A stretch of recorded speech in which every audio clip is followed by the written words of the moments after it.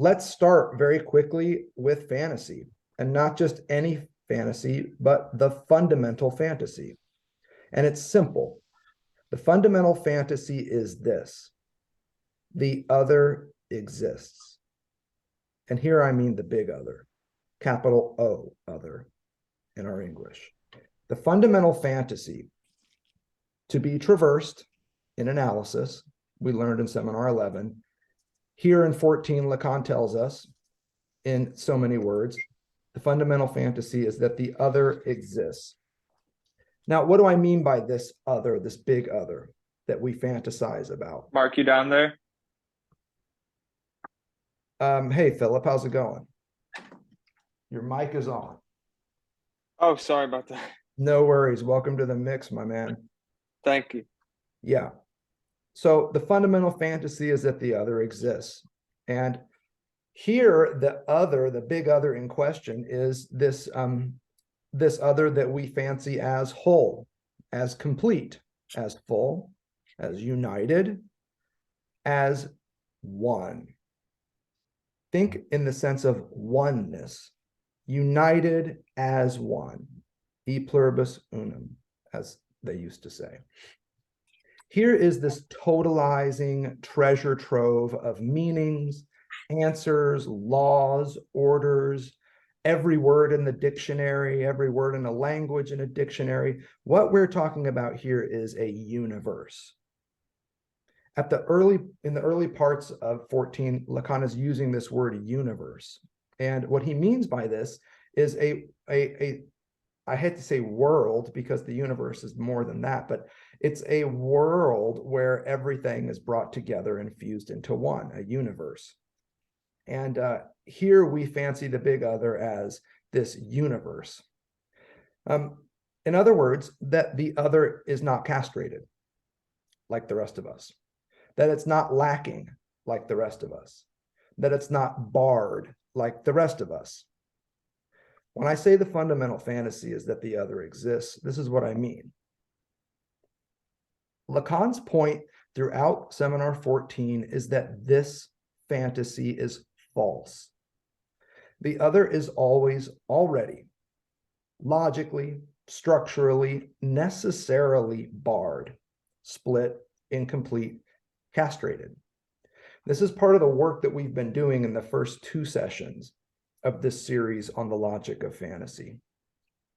In other words, here's the truth. If the fundamental fantasy is that the other exists, the truth is that it don't. In other words, the other does not exist. This is Lacan's point. Why not? Why doesn't the big other as whole, as a universe of discourse, laws, meanings, feel me on the symbolic here?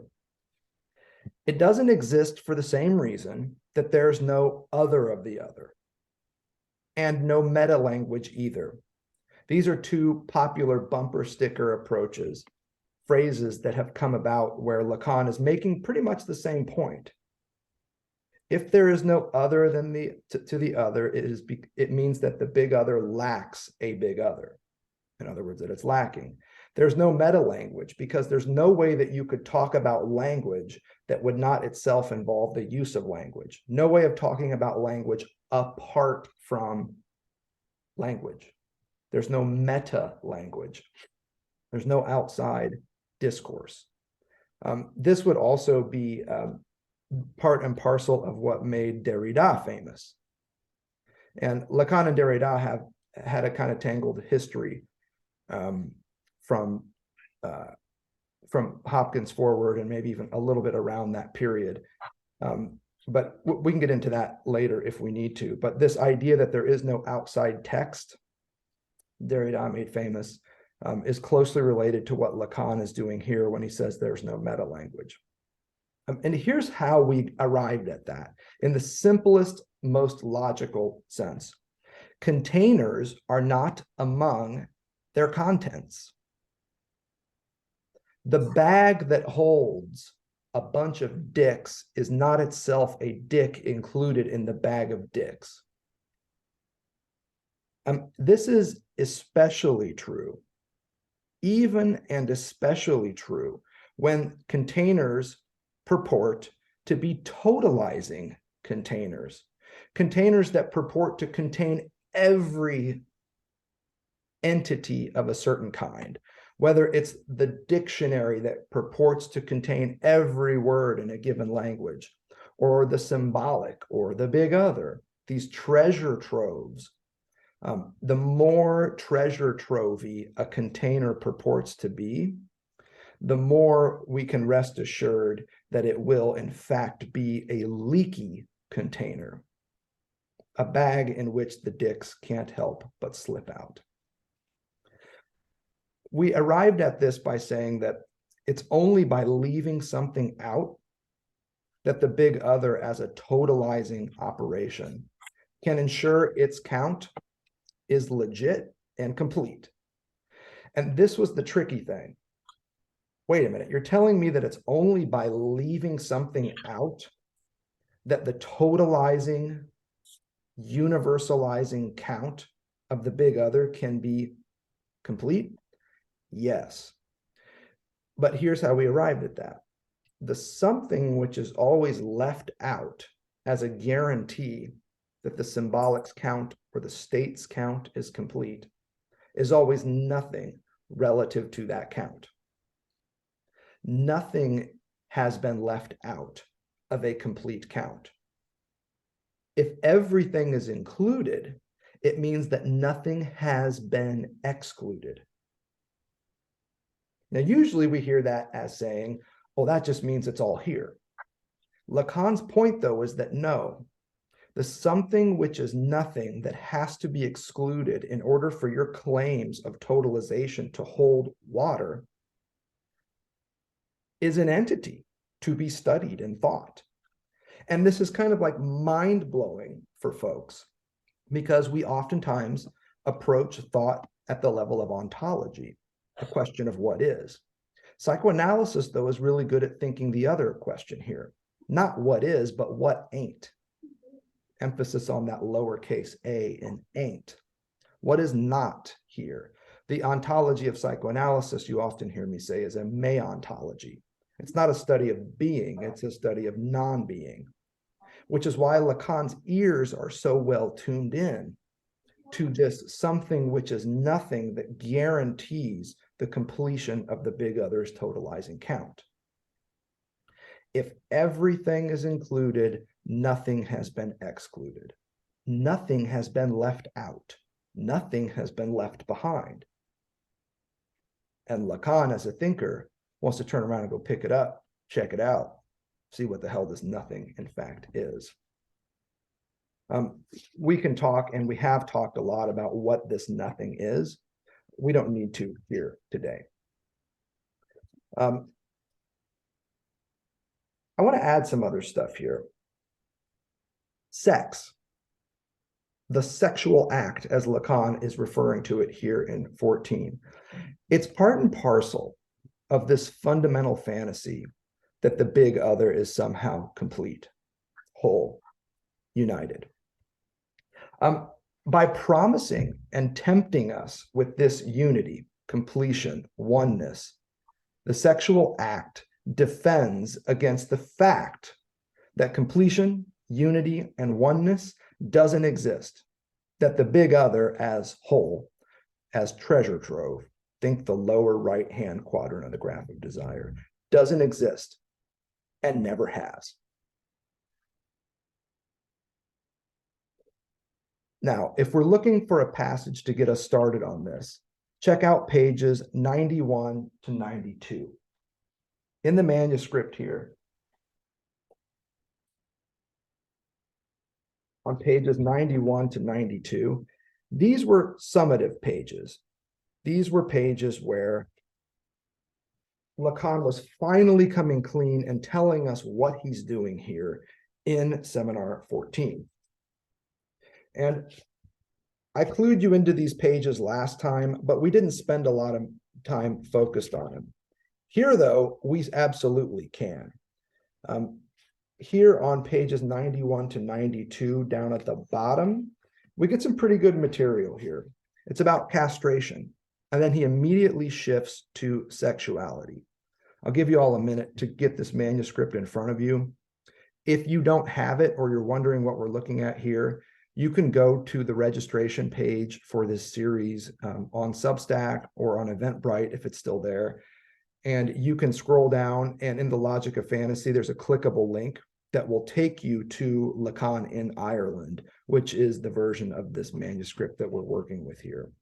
On page 91, it's the first page of the lecture Lacan gave on the 25th of January, 1967, if that helps you any. So scrolling down, it's the last paragraph that begins castration on page 91. Now, with that preamble, I hope you've had a chance to find the manuscript for yourself. And now I'll read it. Castration, then, is something like waking up to the fact that sexuality, I mean, every bit of it that is realized in psychic events, is that, namely, something which is marked by the sign of lack. From the fact, for example, that the other of the inaugural lived experience of the life of the child, and this is a capital O other, must at some moment appear as castrated. No doubt this horror, which is linked to the first apprehension of castration as being supported by what we designate in analytic language as the mother, italics there, suggesting some emphasis, namely what is not to be purely and simply taken as the person charged with diverse functions in a certain typical relation at the origin of the life of the little human. Don't forget, for Lacan, mommy is a function.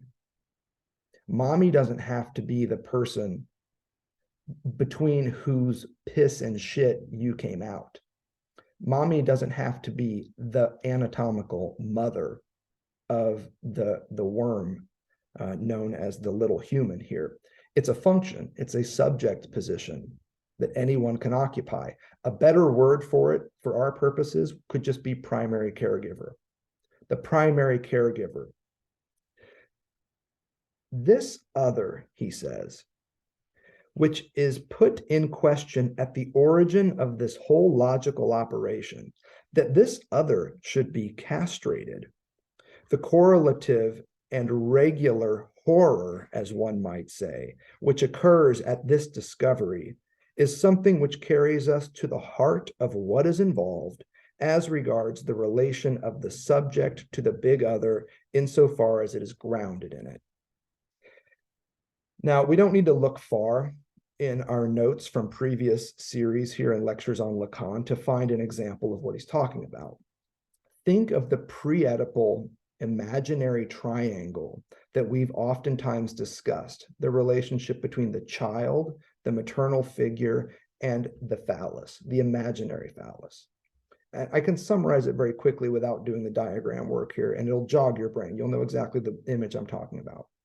The child experiences desire for the care and affection and love of the maternal figure. But what the child realizes is that the maternal figure has desire for things other than the child.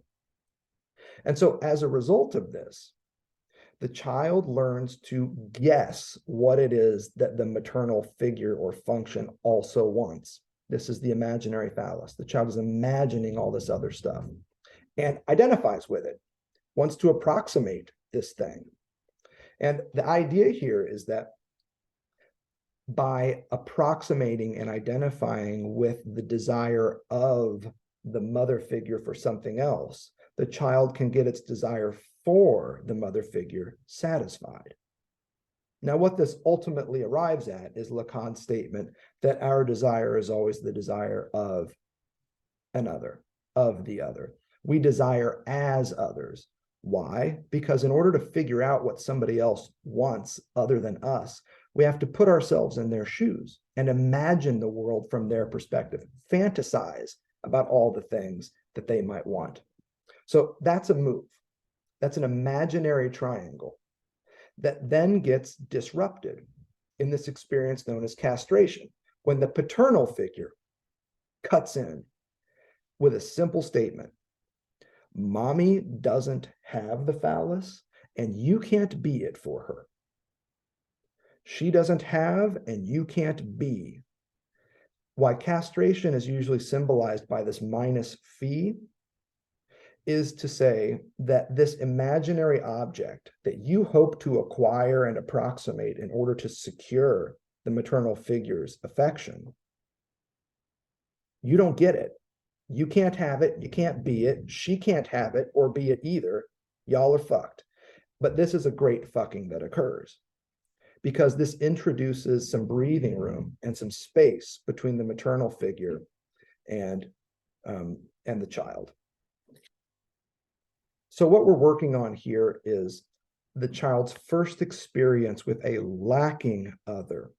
It's an imaginary experience in which we imagine the maternal figure as lacking something, as wanting something, as desirous. And if the paternal function doesn't come in and disrupt this little fantasy, anxiety is one of the results. This is what we learned in our series on Seminar 10, anxiety. Lacan's point here is that even in the fundamental developmental stages of a child's life, they are seeing, sometimes on a daily basis, that the primary caregiver is a barred, split, castrated, and thus desirous other. So what he's trying to say here is like, he's been getting at this argument about the barred other at the structural, logical, even philosophical level, if you admit symbolic logic as an aspect of philosophy. Now what he's saying is developmentally, bro, you're going to be seeing this left and right. What the child does with this encounter with a desirous other depends in large part on this third party, fourth party, even if you admit the imaginary phallus as an entity in this equation, which is the paternal figure, which again is not your daddy. It can be, it need not be. The paternal figure, like the maternal figure, is a function. It's a role, a subject position. Which brings us to this key paragraph on page 92. Next paragraph. Sexuality, as it is lived, as it operates, is, in this respect, something fundamentally in that we map out our analytic experience, something which represents a prohibiting oneself from following the consequences of this truth, that there is no other. So whatever Lacan means by sex, sexuality, the sexual relation, the sexual act, and we're going to parse out some of these different sexes in our work here today. Whatever he means there, we'll soon come to see what he means here as the sexual act, is that it's a defense against the harsh truth, the harsh reality, that there is no whole, complete, non-desirous big other. There's no guarantor, in other words. And that is a terrifying truth. You see this all the time in late modernity as well, especially in today's resurgence of the paranoid style. It's much easier to imagine that there is an all-knowing, omniscient big other out there to get us. The NSA, Queen of England, Colonel Sanders, Barack Obama, Facebook, Mark Zuckerberg, all of these figures that we imagine as having access to unlimited information and all the things that they know about this. You oftentimes see this in spy movies. It's very classic in, like, if you look at, for instance, like the Bourne series, the Jason Bourne series, there's always this computer room with a staff of people that are trying to keep track of this living subject as he weaves his way through the streets of Athens or God knows what other European cities. And it's at the center of this nerve hub of information that we imagine the big state, the dark state, the deep state operating. Lacan's point is, what a fantasy. I mean, not to say that it's a psychotic delusion, but this kind of paranoid fantasy that there's a big other out there watching us, a big brother, if you will. Lacan just says that's bullshit. That is a defense against the harsher truth, which is the big other is not out there. Nobody's in fact watching. And you know what's harsh about that is because you don't deserve to be watched. You're just not that fucking important. Don't pretend you're Jason Bourne as you're walking through the streets of Athens, looking up at every camera on the corner. Ain't nobody in there watching you. When you're in Target and you look up and there's that black globe at the ceiling and you imagine there's somebody on the other end, a camera behind the tinted glass that is then being watched, that ain't the truth. The harsher truth is nobody's watching. Nobody fucking cares. Nobody has access to all the information. The big other doesn't exist. And Lacan here is making this point that it also permeates human sexual relations. That part of what goads us when we engage sexually with another person is the hope that we can somehow achieve oneness, completion, totality, a universe of sex, the same way that we assume that there is a big other out there with all of this access. Lacan's point is that is a fantastical, damn near delusional defense against the harsher truth, which is that there is no other. This is what I have to commentate for you today. For undoubtedly, I took the approach of the philosophical tradition to pronounce the other does not exist. And in this connection, to evoke the atheistic correlation that this profession involves. But of course, is it not something at which we can stop? You see, the translation here gets a little wonky. And we have to ask ourselves, go further in the sense of posing the question, what is meant by this fall of the big other? Capital S, O, barred in brackets, that we pose as being the term logically equivalent to the inaugural choice of alienation. This fall of the big other is what Lacan is talking about. And I also want you to hear some of the etymology in the word fall. Fall, fail, phallus. This is a great point that Bruce Fink makes throughout his work, I would say, is that when you look at what Lacan is doing with failure and phallus and impotence and the like, the phallus is always, when you hear phallus, think failure, think falling, if you're more of a Heideggerian type. Here's what I want to say, though, about this. And here's why it's important. In order to understand what Lacan is doing with fantasy, I want to suggest that we really have to dig into what he's doing here with sexuality, the sexual act. But here's the thing. In order to dive into this topic, we got to take a few more steps. In order to understand what Lacan is doing with fantasy, we have to understand what he's doing with sexuality. In order to understand what he's doing with sexuality, though, we got to understand what he's doing with sublimation, also here in Seminar 14. But we can dip into other seminars as we talk about this. Here's the thing, though. In order to understand what Lacan is doing with sublimation in Seminar 14, we have to understand what he's doing with repetition in Seminar 14. And the best way to make sense of what he's doing with repetition in 14 is to understand what he's doing with repression here and elsewhere in his work. So here's the lineup. Fantasy, but you got to understand sexuality first. But in order to understand sexuality, you got to understand sublimation. In order to understand sublimation, you got to understand repetition. In order to understand repetition, you got to understand repression. And thus, we have a trajectory. I'm going to pause for just a moment here because there's some construction, as you may hear, happening in the apartment next door. Hold tight. I'll be right back. Okay, here we go again. Thanks for that brief interjection here.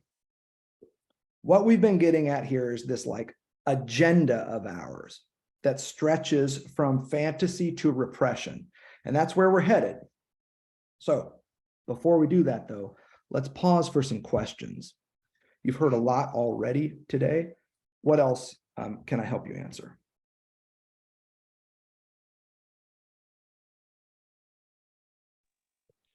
So do you think part of the fantasy of the other is the idea that like something has a plan, and that way you don't have to confront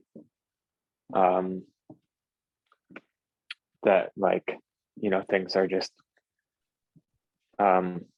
happening, like shit just happens, you know, and so there's something terrifying about that, like, so it's more comforting to think like, oh, there's this big, you know, there's this big, you know, that's like the conspiracy theory mindset, is like, oh, it's all this big plan, and you know, it's better to have that, even if it's sinister, than to just have like to have the lack of a plan.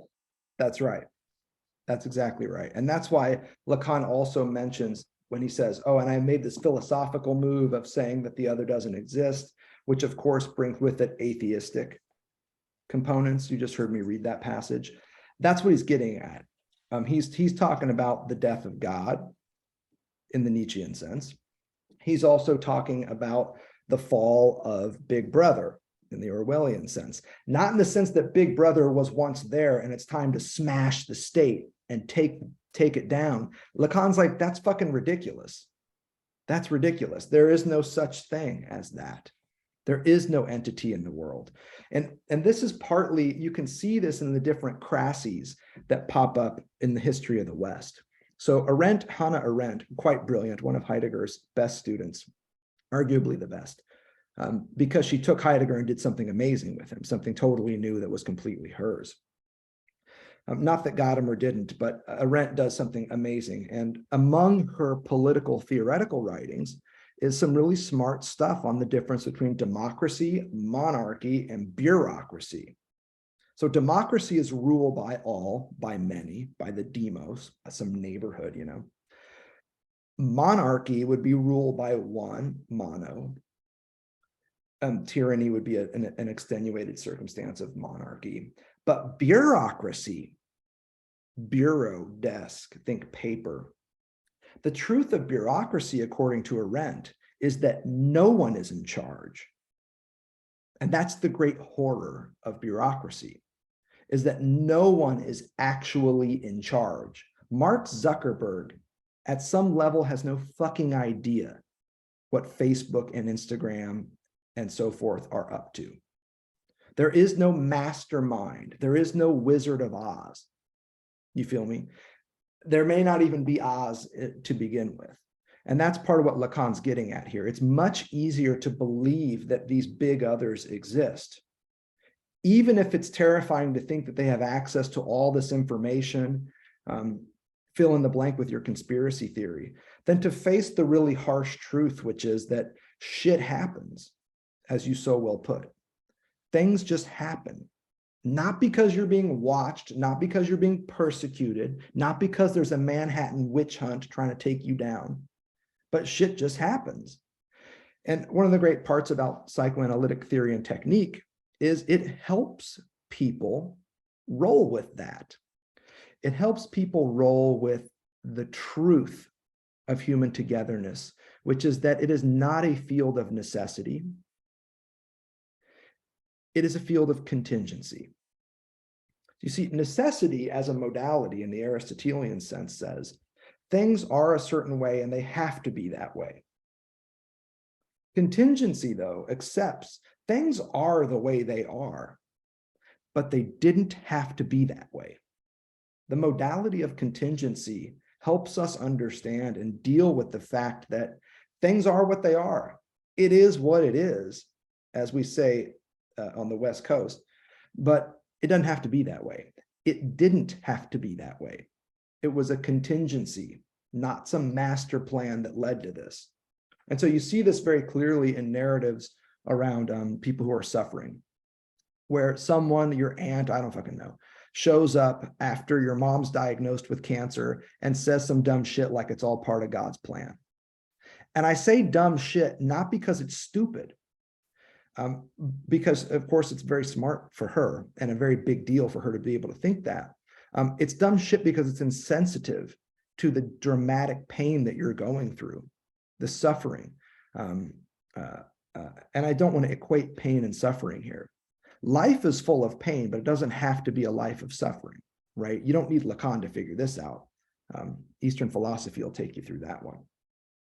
But for someone to show up and say, oh, it's all part of God's plan, what the fuck are they talking about?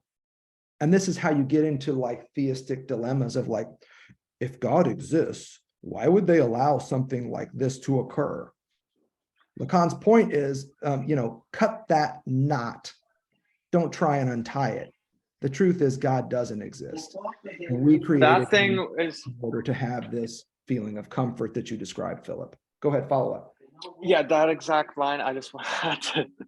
I hate when people say that, and it's something I heard all the time in 12-step meetings when I was going in recovery, and it was one of the most off-putting things about the whole thing. I mean, there are some good, nuggets of 12 steps, but yeah, the other thing I wanted to mention was I feel like people are trying to resuscitate a big other through. I see it in. Are you familiar with the anthropic principle? So in physics, this has come with all the woo with multiverse theory, and the idea, the anthropic principle says, oh, well, if there's infinite universes, ours is like finely tuned to have these constants of nature that happen to work out so that there can be life and there can be intelligent life, and so it feeds this narrative of that there's like a plan, that we're here for a reason. And I think that's just another way to cope with existence not having like this purposeful thing. And I think just that our minds are like really bad with coping with improbable things like that, and like tends to break our sense of like reason or something. Yeah, but that's great. Yeah, I see that as like it's just like a way to reanimate that sort of like a cosmic origin story, a new cosmogony. Yes. So two things really quick, and then we'll get going here. First, that's great. I'm glad you bring this up, Philip, because probability is something that we invented. So the post-Foucauldian scholar Ian Hacking wrote a couple of really dynamite books on the taming of chance and the emergence of probability. So probability and statistical reasoning emerge in this universe of modernity and capitalism, where folks are really trying hard to mitigate the chanciness of life in the classical pre-modern era. And so this, like the social arithmetic, for instance, that gives us statistics and probability, was also an effort to kind of like control and defend against what we know to be the truth, which is that shit happens. So probability is a great word to have in here. The probabilistic sciences, statistical measurements and the like, they are there and they've been invented to help us kind of tame this very wild chanciness that we know all too well as life. A plane could crash into this building, or it could crash into yours at any moment, and we know that. The second thing that I would just remind you of is that according to Lacan, this is the fundamental fantasy. At root, the fundamental fantasy that is to be traversed in psychoanalysis, toward the end of analysis, the traversing of the fundamental fantasy that conditions your ability to live out the drive, is the traversing of this fantasy that there is a big other, that there is a world or a universe of meaning in which we all are playing a part.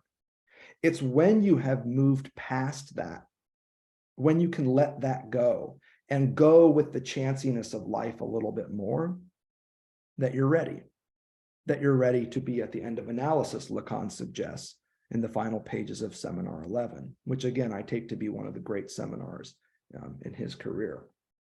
So I'm glad we've got this out and on the table again. We are dealing with the fundamental fantasy here. Now, I've put it several different ways. In our last series on the drive, we talked about the fundamental fantasy as an other that is not desirous, but demanding. But remember how I framed that. The other is demanding in this fantasy because it can issue demands, because it knows everything about itself.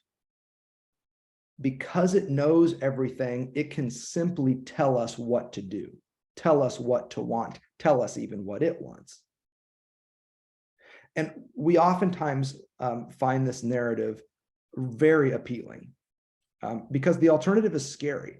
And if you ever want to see this stuff played out, because here we're talking about law, desire, the big other, just think about cops, not the show, but police officers. You don't want to get pulled over by a cop who is desirous, who is lacking, who doesn't quite know what the fuck they're all about. You want to get pulled over by a cop who knows everything about the law, is acutely aware of the limits of their authority, and so forth, so that they adhere to all that shit. The scary part about cops, especially now that we all have smartphones that can see this stuff all too often, is that they are not these robotic, controlled, measured, omniscient beings who show up in a measured, regulated way. They're just like us. In fact, their subjectivities are oftentimes even more split than ours. And so when you get pulled over, it's terrifying to think, what fucking sadist is now approaching your driver's side? It's much easier to think, well, they'll know what to do. They'll know how this ought to be played out because they're the police. They symbolize law and order. All too often, though, what we've seen is that these are seeds of chaos and disorder. But it's much easier to believe the alternative, which is that they are representatives of the law and they always stick to it. Notice, for instance, also here, this fundamental fantasy of a big, omniscient, omnipotent, whole universe that is the other is constantly belied at the level of entertainment by all the shows and movies, for instance, that we watch that feature the crooked cop, the person who should be straight-laced, buttoned up, clean cut, fill in the blank with all the things that signify an upright, law-abiding individual. We love seeing this fantasy flaunted. That's an interesting part of all this. We enjoy at the level of entertainment seeing our own fundamental fantasy flaunted. We also, though, love seeing it supported. Think of all the other movies. You've already heard me mention one series that feature the NSA, some sort of super surveillance state with a series of computers and large screens and white men in suits telling people to pull up image of this and image of that, and everything's moving at the speed of lightning, unlike your internet at home. So you see in entertainment and popular culture a really interesting bifurcation between sources of entertainment that flaunt and undermine the fundamental fantasy and sources of entertainment that support it. What you do with that is something for later. We were, though, talking about this agenda of ours, which starts with repression. Now, I've already talked about repression a lot. In Seminar 11, our series on Seminar 11, for instance, you can check it out there. There's good stuff around repression as we were working through Lacan's theory of the unconscious. So I'll be brief here. The basic model for repression looks a lot like the elementary graphs of desire in the Subversion of the Subject essay. And what I can do is share a screen as I talk and just do some quick diagramming of this stuff. So hold up a second.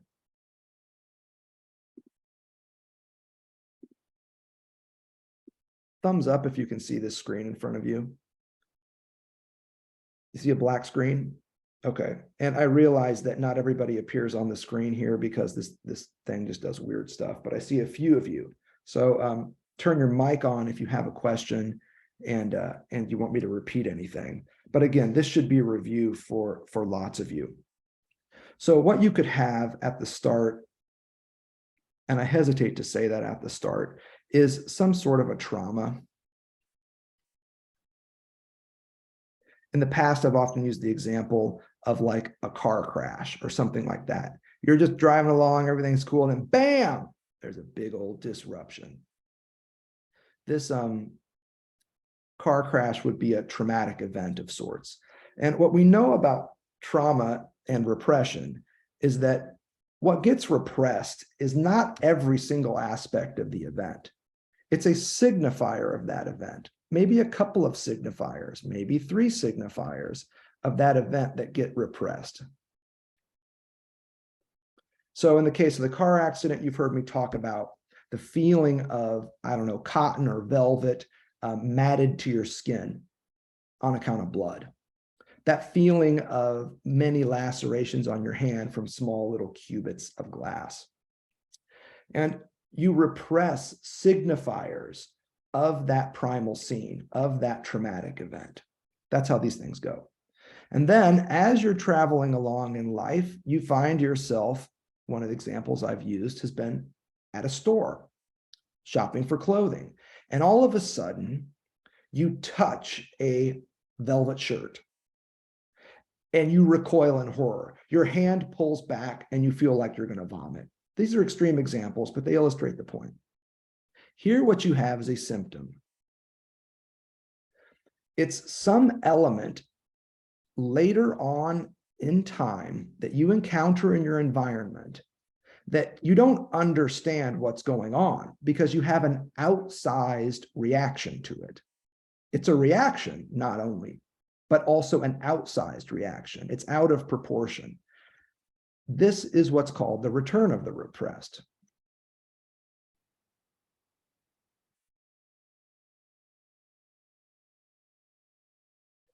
In this moment, some aspect of your environment has touched upon a signifier of this previous trauma. And according to Lacan, you have an opportunity here. You have an opportunity to connect the dots. This arc here is one of meaning. It's also crucially retroactive because it's only by looking back into your past that you can acknowledge, oh, that was a big issue for me. Not that you don't remember the car crash every single day of your life when your knees ache or when you notice the scar, but that you recognize just how traumatic it was in that moment. This is a symptomatic expression of a repressed trauma. And this is Lacan's theory of repression in a nutshell. There's more to it, but this is good for us to get started. The important thing to note here is the topological form of this thing, which looks a lot like the elementary graph of desire. So this is why I say we want to start with repression. Here's my question to you in order to put us on the path to repetition. Which came first, trauma or the symptom? Now, there are 2 ways to answer this question. On the one hand, we can say that what came next, what came first was the trauma. Clearly, you had the car crash before you had the symptomatic expression of that repressed traumatic event later at the store. Temporally speaking, trauma comes first. And here the model of time that we're working with is chronological time, from the Greek notion chronos, one thing after the other. Now, let me just be clear about this. It really wasn't until about the 18th century that people got it into their heads that time was chronological, that year 1, 2, 3, 4, 5, that just was not how people in the Western tradition thought. So, for instance, in the quote, Dark Ages, you could have monks talking about how great of a Christian Socrates was. And you'd be like, wait a minute, hold up, bro. Father, I mean. Socrates lived hundreds of years before Jesus was even born, and hundreds of years by that standard before there was anything like Christianity. So what's the deal here? How could he possibly have been a good Christian if Jesus hadn't even been born yet? The medieval mind was totally different around time. The idea that time would unfold in this linear and ideally progressive sequence is a modern invention. And I just want to kind of hold that place. So I'm using the Greek notion of chronos here to talk about this perspective that says the trauma precedes the symptom. But that doesn't mean that the Greeks thought of time in that way at all. In fact, I would suggest that one of the great distinctions between modern and pre-modern eras in the West is precisely how they experience time. Another way to answer this question, which came first, trauma or the symptom, is to say, actually, the symptom came first. This is a logical answer, a structural answer, and it is Lacan's answer. Which came first, the trauma that endured repression or the symptom that signaled its return? Lacan's point in his theory of repression, particularly here in 14, is that the symptom comes first. And this is how repetition works. It works retroactively. When one event names or designates a preceding event as its origin. And for those of you that read the work of Walter Benjamin, you know what I mean by origin here. Ursprung. We're not talking about Genesis. Read his Habilitationsschrift on Trauerspiel tragedy, and you'll see what I'm after here. So here's what we have. Until the symptom, and I would add, and it doesn't take an analyst to do this, and I see we've got some great analysts on the line, but I would say, even in spite of symptomatic expressions, the subject knows no trauma.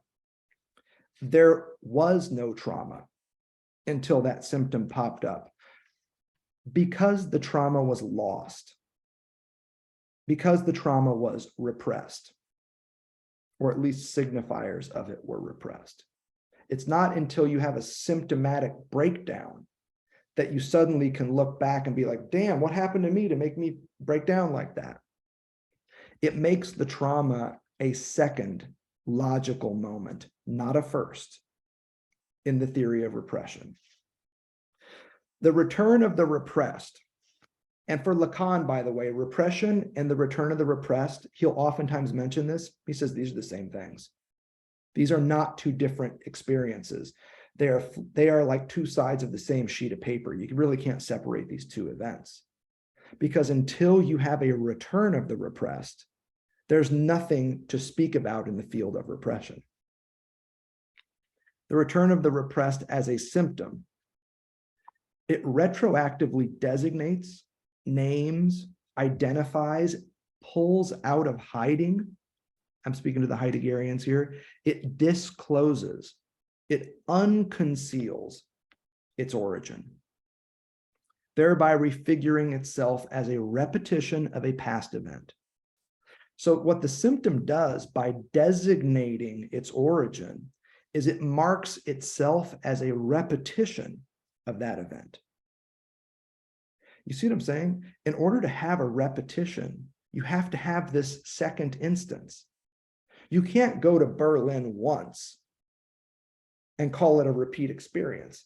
It's only when Kierkegaard goes to Berlin again to try and have the same experience, staying in the same hotel, visiting the same spots, drinking the same sherry and the like.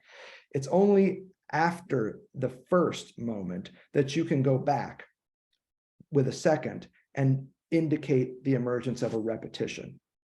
And what I would just suggest is that, I see your question, and we'll come back to them in just a second, is that it makes the trauma, or the quote unquote first event, not only something that was heretofore lost, but also something that's now been found. Psychoanalysis is a game of lost and found, which is why Lacan is always careful to point out, he's not searching for anything. He finds stuff.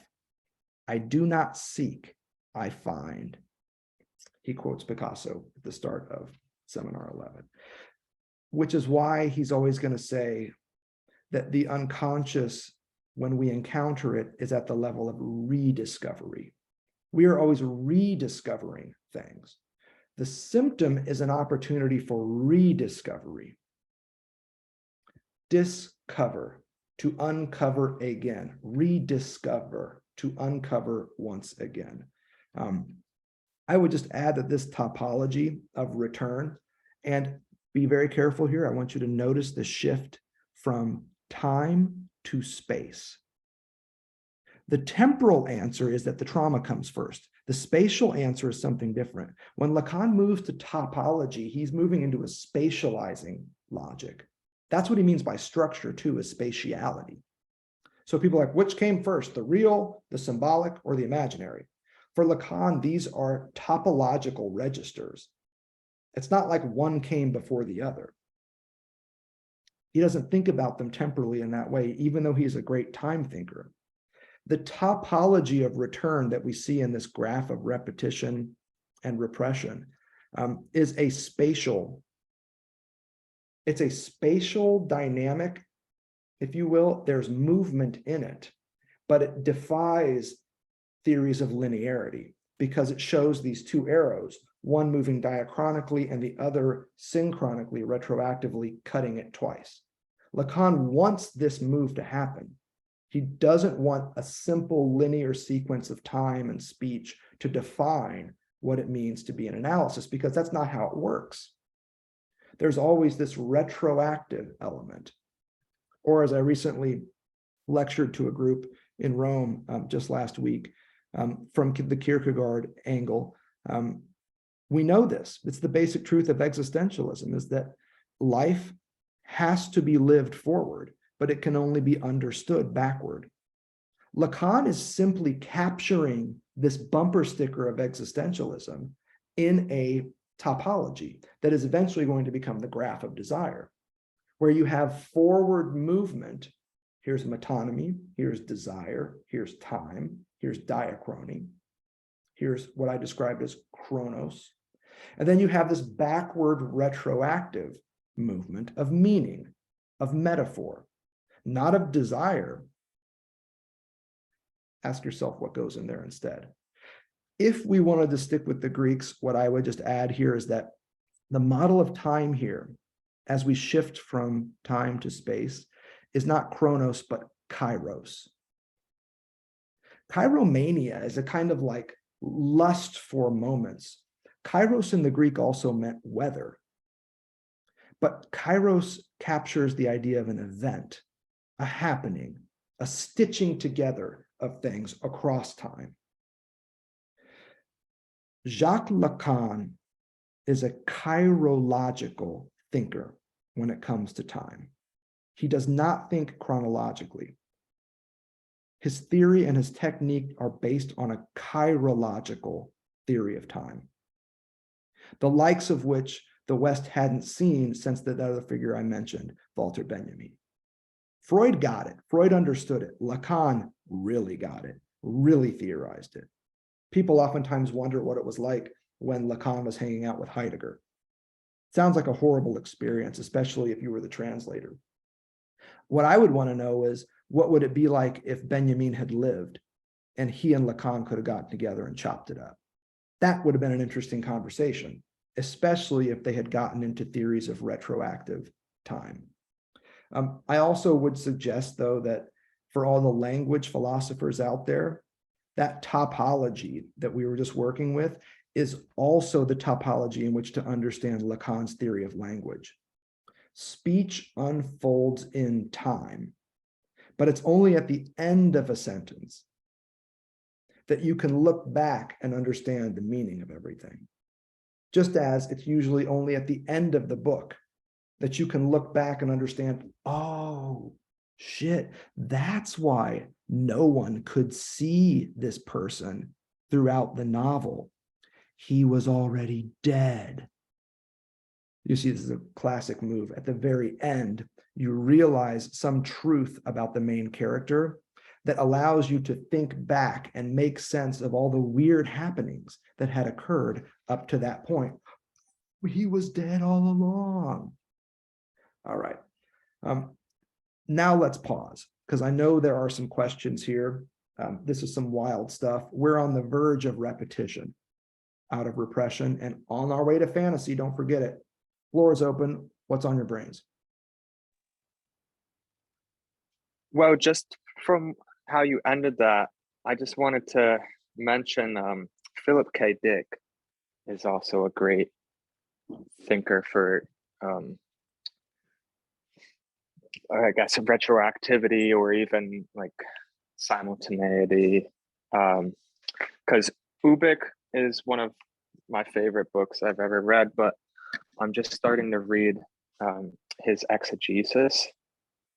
And just in like the first 5 pages, he is, it's like 8,000 pages, and they condensed it down, but he wrote like 8,000 pages trying to describe this experience he had, and he talks about the logos, right? And he relates it to, it was like, I think late 60s. He's reading some stuff about tachyons. And there's like Richard Feynman,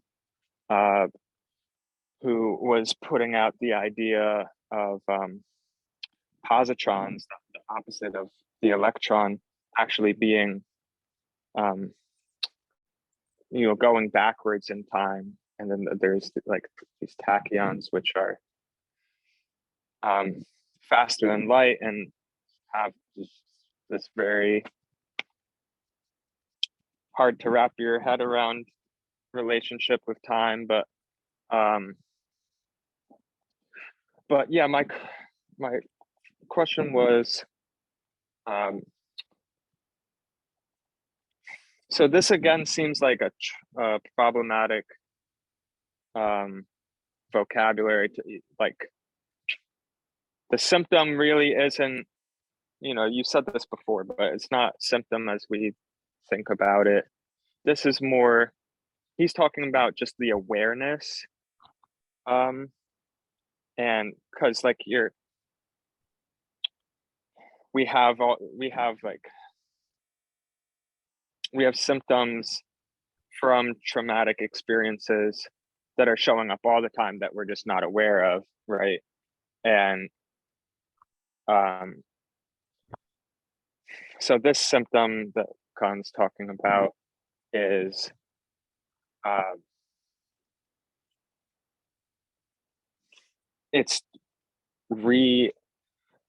are you just re-experiencing the last time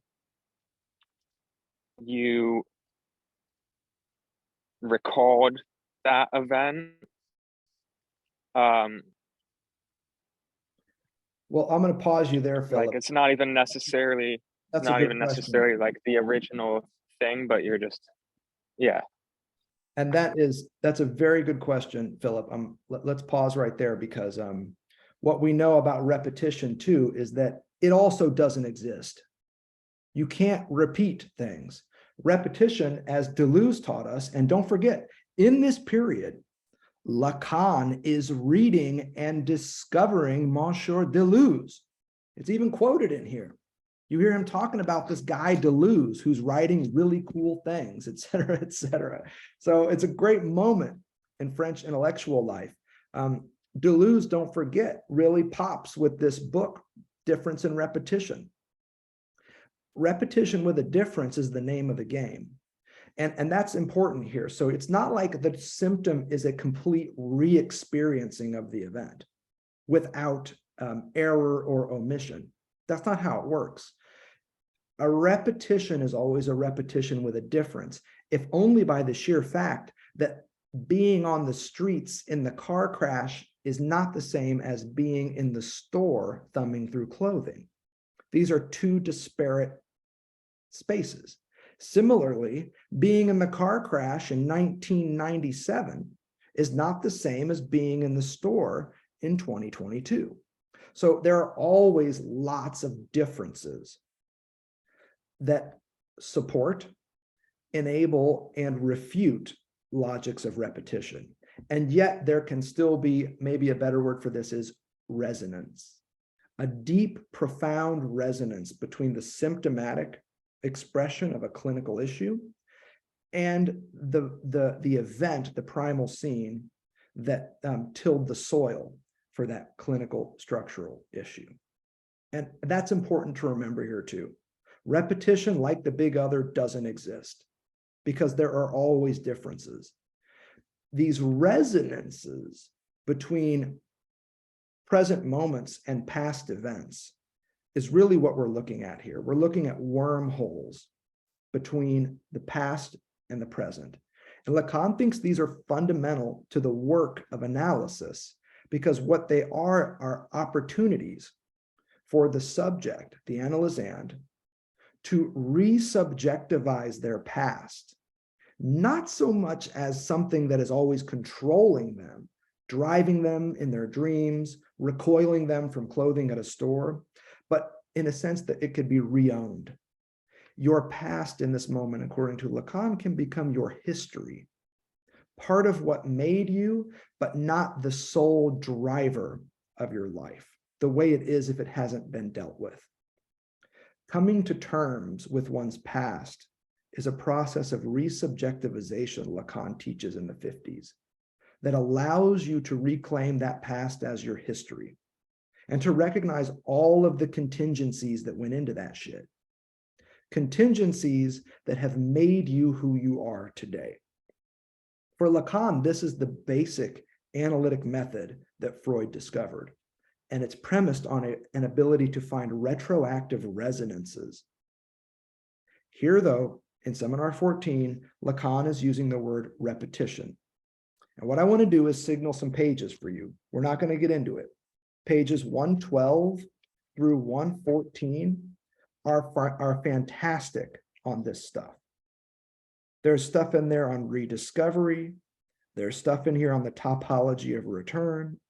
There's stuff on what he's doing with time, 112 to 114. If this topic interests you, that'd be a great place to go. We don't have time to get into it. Rest assured, though, if you hit me up later, I'm happy to chat further. What matters for us right now in our penultimate session on this wild and woolly seminar is not the traumatic origin in which this game of lost and found is potentially said. And it's not the symptomatic expression in which this potential for rediscovery emerges. What matters for us is the retroactive relation between these two events, these two phenomena, if you will. And I want to emphasize this. This retroactive relationship between these two events is neither the one event nor the other, but instead a third element, what Lacan in Seminar 14 calls an additional one. The relationship between past and present, trauma and symptom, is its own distinct entity, a third entity, an additional one, in addition to the first two. The symbol for this additional one, and you've been hearing it from me for a while now, is little a. In Lacan's algebra, little a, in this manuscript, it's little o. But in the standard English translation of Lacan's work, we're talking about objet a. This little a is this additional one, this third element, this third numerical entity that is neither 1 nor 2 nor exactly the number 3. Now, what you've heard from me, and I'll repeat it here again in case you're new, and I know there are some of us here on the call that haven't been with us before. Little a is a symbol for lack, we've heard, but let's be more precise. It signals the minimum irreducible distance or difference between any two entities or events that allows these two entities to appear distinct. So you've heard me toy with the example of the pen against the white wall. There's the pen that you see here. There's the white wall behind it. Lacan's point, though, is that there's a third element, and it's less to do with a lack or an opening than what he is starting to specify in the 60s as an edge. There's an edge between the background of the white wall and the foreground of the black pen. That is a third element. It's the minimum irreducible distance or difference needed to allow the pen to appear distinct from the wall. If you were to remove that third element with an edge-like structure, that little a, you would neither see pen nor wall. They would blur into each other. It would be all wall or it would be all pen, but you certainly wouldn't see a distinction. And Lacan's point is, as a result, you wouldn't see either of them. Because in order to count to 1, you have to first be able to count to 2. In order for something to be attended to be seen, it has to occur against the backdrop of things unseen, even though phenomenologically present. This was one of Heidegger's great insights too. When I tell you, check out this pen, and all of your attention on this call focus on the pen, what I'm also asking you to do when I say check out this pen is, don't look at this really weird ass drawing that I picked up from some guy in Romania a few decades back. I'm saying don't look at that. Every selection of reality that someone asks you to focus your attention on is a reflection of all the aspects that they could have called out. But it's also a deflection from all of these other entities by inviting you to focus on one instead of the other. But you have to have the sense of all these other things in order to understand and perceive this one. This is the work of the great thinker Kenneth Burke. It's also the work of Martin Heidegger, to name another white guy. You know, you got to have a stack of white guys to make this shit authoritative, right? Don't forget, though, Hannah Arendt is here. She was kind of white. But think about this. The stack of white guys that have to be here to help us understand the difference between a pen and a wall. If you ever want to see like the truth of the phallus as failure, there it is. You got to have a stack of white guys, most of them dead, certainly propertied, in order to understand the difference between a pen and a wall. Isn't that outrageous? All this shit is outrageous, says the white guy. This additional one, we're going to designate with little a. That's my point. And Lacan does it throughout seminar 14. The translation that we have in front of us has it as a little o, because they brought it into the English as other, which is fine. For us, we know it as little a. I want to emphasize this. It's neither 1, nor 2, nor exactly 3. This relationship between trauma and symptom, for instance, pen and wall, is a differential relationship. I'm not saying pen equals wall. And I'm not saying in the Return of the Repressed that symptom equals trauma. We're not dealing with mathematical equality here. We're dealing with a differential equality. I'm saying that in order to understand pen, you have to have a sense of wall. And again, the classic example of this is looking up a word in the dictionary. Look up the word pen in a dictionary. You're not going to see a picture of this pen. If you see a picture at all, you're going to see something like another string of words. A utensil used for writing. Well, what the fuck is a utensil? And what does writing mean? What does that mean? Now you got to go to the dictionary and look up another word, utensil and writing. And guess what? When you look up utensil, you're going to get all kinds of definitions as well with more words. And if you've ever tried to learn another language and gotten as your dictionary, a dictionary in that language, you know exactly the experience I'm talking about.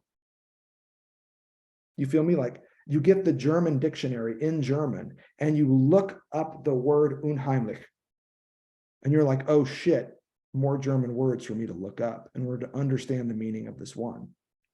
Now, if you get the English dictionary and you look up cat, to stick with another example that you've heard from me before, you're going to see attributes of a cat, fuzzy, four-legged, usually, that don't equal cat. They don't equal cat, but in order to make sense of cat, you have to understand its differential relation to these other elements, these other entities. That's what Lacan's getting at. This is part of his theory of language. It's part of his theory of repression. It's part of his theory of repetition. What I want to suggest is that this differential relation, and I'm quoting Lacan here, is a non-numerical element, which is not reducible to the series of natural numbers.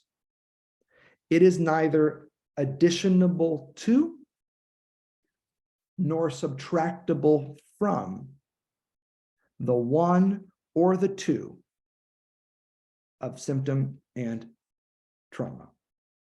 However they succeed each other, whichever one is one and whichever one is true, but don't forget symptom is one. There's this third element that is not addable to and not subtractable from this linear sequence of origin and event. Here, again, little a marks the differential retroactive relationship between trauma and symptom. It's an additional one that links these two phenomena, but prevents them from ever becoming one. And that's a really important part here. It prevents them from ever merging into a single, whole, unified, fused entity. And that's a really important part here, because the one doesn't exist. You can make things count as one, but that's a production, that's an operation. The basic error of metaphysics in the Western tradition is to assume that the world begins with being, with oneness. Lacan's point, and it's a point that Alain Badiou, add another white man to the stack, is really going to realize that at the start of things is not oneness, but multiplicity. Not self-same, but radical difference. Union, oneness is an effect that you can produce, the same way that you can produce its absence, namely lack. Is there a hand up? I see a hand. Who's got a question? Is it my hand? It was my hand that was up. I do have questions. I'm going to try and answer as many of them as I can. But I do have some questions about where we're going with 14. So once again, the technological unconscious has done the work for me. I've lowered my hand though, but that doesn't mean I don't have questions. So here's the thing. Oneness doesn't exist. We fantasize about it constantly. And what Objet A constantly reminds us of is that there's always a differential relationship between any two entities that we try and fuse together. And you know what? Nevertheless, we just keep trying. We just keep trying to stitch things together to make them one. And this is what sublimation means in the context of seminar 14, especially when other people are involved. And don't forget, we are angling towards the question of the sexual act. When other people are involved, sublimation is there to help us feel like we're trying to close the gap. It's an attempt that is paradoxically founded on the repetition of the very gap that it would try to close, on what Lacan calls in his theory of sublimation here in 14, the reproduction of lack. So with that, I want to give you an example, but I don't want to put too much emphasis on this example. But I want to suggest that a great example of sublimation when it concerns others, particularly others involved with you in a sexual act, is well captured by the phrase, putting the pussy on a pedestal. Now, I don't just say that to scandalize you, but that's a legit expression that people use all the time, and they use it in many different ways. You could also put the dick on the pedestal. But putting the pussy on a pedestal is an expression that really captures this sense of oneness longed for so intensely that we fear we wouldn't even be able to handle it if it came about. So you would actually, in this case, avoid the sexual act because the pussy is too high up on the pedestal, because you wouldn't be able to handle the oneness that it might bring. Instead of recognizing, according to Urban Dictionary, what the pussy is, which is a gift from the gods. Now, I say that again, not to be crass, but to put an example on this for you to think about as we unfold this. Instead, what I want to talk about is math. I love math. Let's do some math. So here's some basic math for us. You may have seen this on our Instagram. You may have seen this in some of our Substack posts. 1 minus 1 equals 0. That's about as basic as it gets. Now let's talk about what we mean by this. The first one is the imaginary phallus. The same one that the child was imagining the maternal figure longing for in addition to themselves. That's a 1. In fact, I'll share a screen so that we can chart some of this stuff out. Let's go back to our dark screen here. We'll save the diagram we just did, and we'll go ahead and start over so that we can do some fuzzy math together.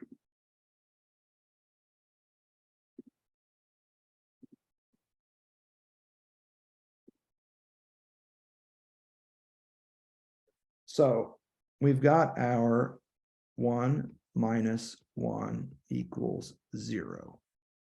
And you know what? I'm going to draw this 0 the way I like to draw 0, especially when dealing with Lacanian stuff, the empty set. What I was suggesting here is that this one is the imaginary phallus. Here is your minus phi of castration. And here is your little a, the experience of lack. This entity, the minus phi, think of it as an incision or a cut. Not a cut as in a wound, because that's over here, but a cut as in the act of cutting. Little a here designates the opening left by an incision, not the cut, but the wound. Together, these two entities, minus phi and a, this is the experience of lack that is the cause of desire. So oftentimes what we hear is objet a is the symbol for the lack that is the cause of human desire. And what we're developing in this series is a different theory of the object cause of desire, and one that I think cleaves closer to what Lacan is actually doing in his work, not what secondary scholars are saying about Lacan's work. What Lacan is suggesting is that lack is a multi-evental thing. It is generated at the level of a set.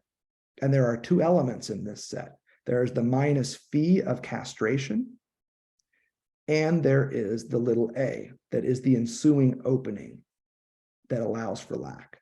But lack is a composite of these two events, castration and its result or its effect.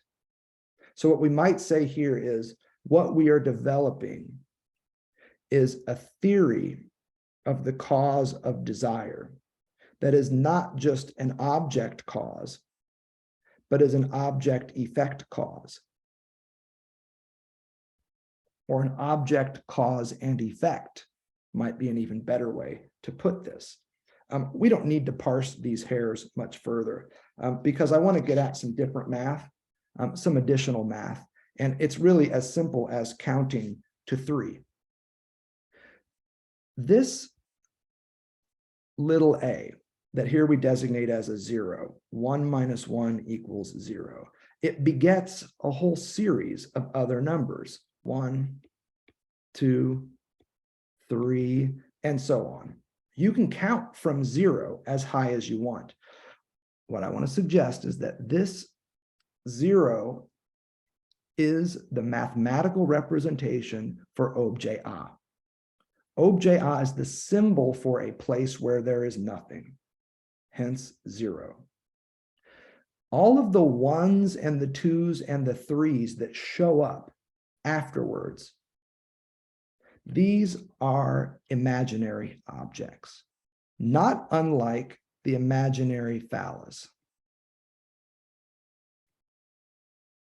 In fact, these would be refigurations of the imaginary phallus. I'm going to write them here as specular image, as ideal ego, the same algebraic term that Lacan assigns to the image in the mirror. What I want to have here is a very tight understanding of the relationship between A and little I, A in parens. These imaginary objects that proliferate the life of a desirous being are all of the things that we think if we could just get these things, we would no longer experience lack. The metonymic flit of desire from one imaginary object to the next, phone after phone after phone. Do you think there will ever be an end to this sequence, interminable sequence of iPhones? iPhone 12, iPhone 13, iPhone 14. How long is this going to continue for? I mean, they retired the iPod? I mean, come on, can we just, I mean, when does this end? The point of desire is that it doesn't. There is always a new phone for us to buy. And the hope is that by getting the phone, not that we'll be better connected, but that we'll have better relationships. We'll be recognized as somebody with the latest phone and thus more desirable to others. And don't forget, desire is always desire for someone else. That's why my theory of desire for, of, and as always begins with desire for another. Lacan tells you desire is always desire as another. But in order to understand that, you got to back up into this very basic, and Lacan just straight up says this. Desire is always a desire for another body. This is straight out of Seminar 10, I believe. This desire for, we hope, will be met if we get the phone that everybody wants, which is why advertisers and companies use scarcity to produce desire. The hope is that if we get the correct 1 or 2 or 3, and it goes on and on and on, hence the ellipses at the end here, that this 0 will be filled in. In place of nothing, in place of lack, we will experience plenitude. We will experience fullness. We won't experience lack, but we will feel whole. All of these ones and twos and threes, the iPhone 1, the iPhone 2, the iPhone 3, etc. All of these enumerated objects of desire, consumable goods, these are all sublimations. Because in reality, they're just pieces of shit.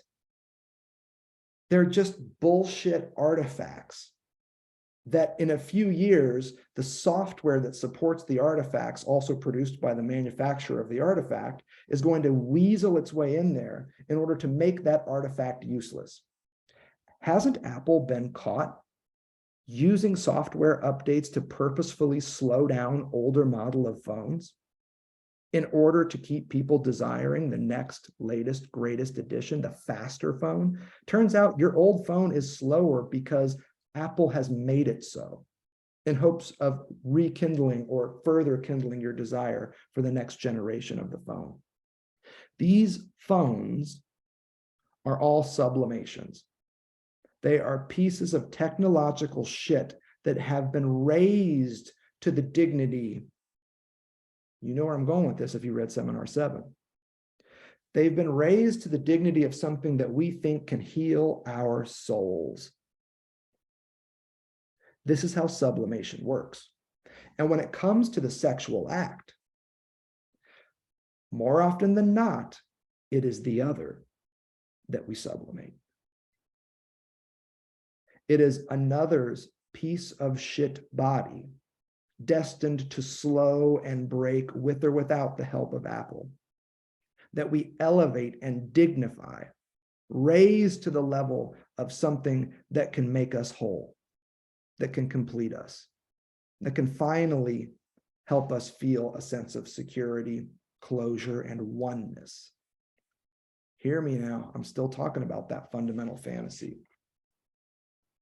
Now, the drive, as we saw in our last series, reverses this process of moving from the experience of lack to a series of sublimated objects that we hope are going to squash the lack and make us feel whole. The drive, in other words, is a de-sublimatory process. The drive de-sublimates desire. Desire thrives on all of these bullshit sublimations. The drive de-sublimates desire. Fantasy, though, as the prop of desire, counteracts drive. Fantasy perpetuates the sublimation of piece of shit objects, ever rekindling our hope that one more phone, one more car, one more haircut, one more shirt, one more night out, one more sexual partner will make us feel whole, complete, one, just like the big other. That's what fantasy does. That is the prop that it offers to desire. It keeps desire on the sublimatory path, causing us to flip metonymically from one imaginary object to the other, ever in hopes of feeling whole and one, again, just like the big other. The origin of this, it's not too difficult to see. This origin of wanting to feel whole, it's a very modern experience, incidentally. The late modernist, late capitalist extension that we're talking about here is of a cult of nature, of getting back to nature, that grew up around urbanity, around urban experiences, as more and more people moved from the countryside in Europe in particular into these more dense urban spaces. People started longing for the countryside as a place to go to get healed, to make oneself feel whole. And you see it in the American tradition too, as well. I mean, what else was Thoreau trying to do out at Walden, out at the pond? Yeah, people showed up and brought him like wheelbarrows full of food, and every now and again a hooker would show up. He had all the comforts of life out there. That's right, it's just food and hookers. Nevertheless, he was out there having this connection with nature, apart from the din of society, apart from modern urban strife and busyness and distraction, and fill in the blank with all your European critics of modern social life. This we now know in the age of the Anthropocene is complete bullshit. This belief that there is somehow a distinction between natural history, as my man Dipesh Chakrabarty first pointed out, and human history, that what happens in the city can somehow be left behind as you enter the mountains. I see this a lot in California as well. Is ridiculous, because the first thing somebody notices when they enter the mountains is that their phone no longer has a connection, that their cellular link is now broken. And then they have a moment, maybe lots of moments, maybe many moments where they figure out and are reminded that their phone is no longer connected, blah, blah, blah. The truth we know now is that whatever we do in our human history has dramatic effects on what happens in the natural environment. So much so, the natural environment, now more than ever, has started to bite back. COVID is the proof that the natural order of things, as the moderns saw it, intrudes upon ours. It is not a removed space. Environmental catastrophes, left and right, further proof of this, that there is no separation between natural and human history. But you see, that's part and parcel of the fundamental fantasy, that in human togetherness, I'm fractured, I'm distracted, I'm stressed, but if I could just get to the mountains, just go to the beach and spend some time by the ocean, that I could be made whole again. If I could just get back in touch with Mother Earth, I'd be whole again. But don't forget where today's session started. The first and foremost barred other that the child encounters is mommy. It's the mother that is split. That is the first barred other. And don't forget this either. Fantasy and drive are in many ways counterparts, which is why mathematically in Lacan's algebra, they look kind of similar. Here's the math theme for drive. This just means now read it alongside the math theme for fantasy. Is it any coincidence that these two experiences, drive and fantasy, have similar constructions? No. And don't forget, in the graph of desire, what is between the math theme for fantasy and the math theme for drive? Do you know what it is? It's a signifier of the fact that the other doesn't exist. Between fantasy and drive is the basic argument that Lacan has been making for 200 pages in 14, that the other doesn't exist. Let's pause there, see if you have some questions.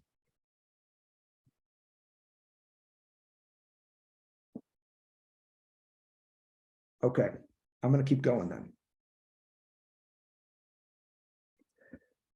Repression to repetition to sublimation. I think we can now talk a little bit about sexual relations as Lacan is working out here in seminar 14. The sexual act is the word he's using here, or the words he's using here in 14. And with that, we are really just on the verge of a clear, coherent, and accessible definition of fantasy. And don't forget, that's what Lectures on Lacan is about. I'm not trying to make this shit more complicated. We are here and working towards clear, coherent, and accessible understandings of really useful and profound stuff. Lacan is difficult to read in whatever language you're reading him in. Our job here is to break it down, make it more accessible, make it more useful. And here, I think, on the verge of fantasy, we do have a bit of a definition, and it is clear, coherent, and accessible. Page 157 to 158 of this glorious seminar 14.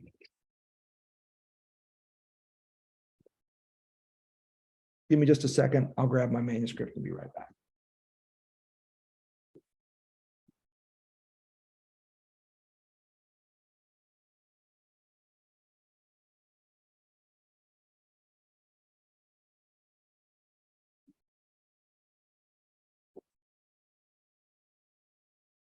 One 157, 158.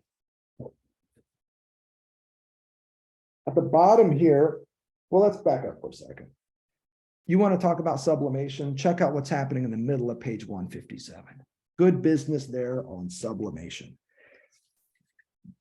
What I want to point us to is the last line, though, on 157, which continues up to 158. And I'll read it to you in as clear a way I can. Remember, here's our first, I think, and best definition of fantasy that we have in this seminar called The Logic of Fantasy. It only took us 157 pages to get here. The relation of little a to the split subject, insofar as the split subject attempts to be precisely situated with respect to sexual satisfaction, this is what is properly called fantasy. And it is what this year we desire to deal with. So, Dr. Lacan, the student might ask, what do you mean by fantasy? He said, well, fantasy is this mathing where you have a split subject living their life in relation to objet A, but in such a way that they are attempting to find their way to a kind of sexual satisfaction. That's what fantasy orients us towards, an experience of sexual satisfaction. What is this fantasy of sexual satisfaction?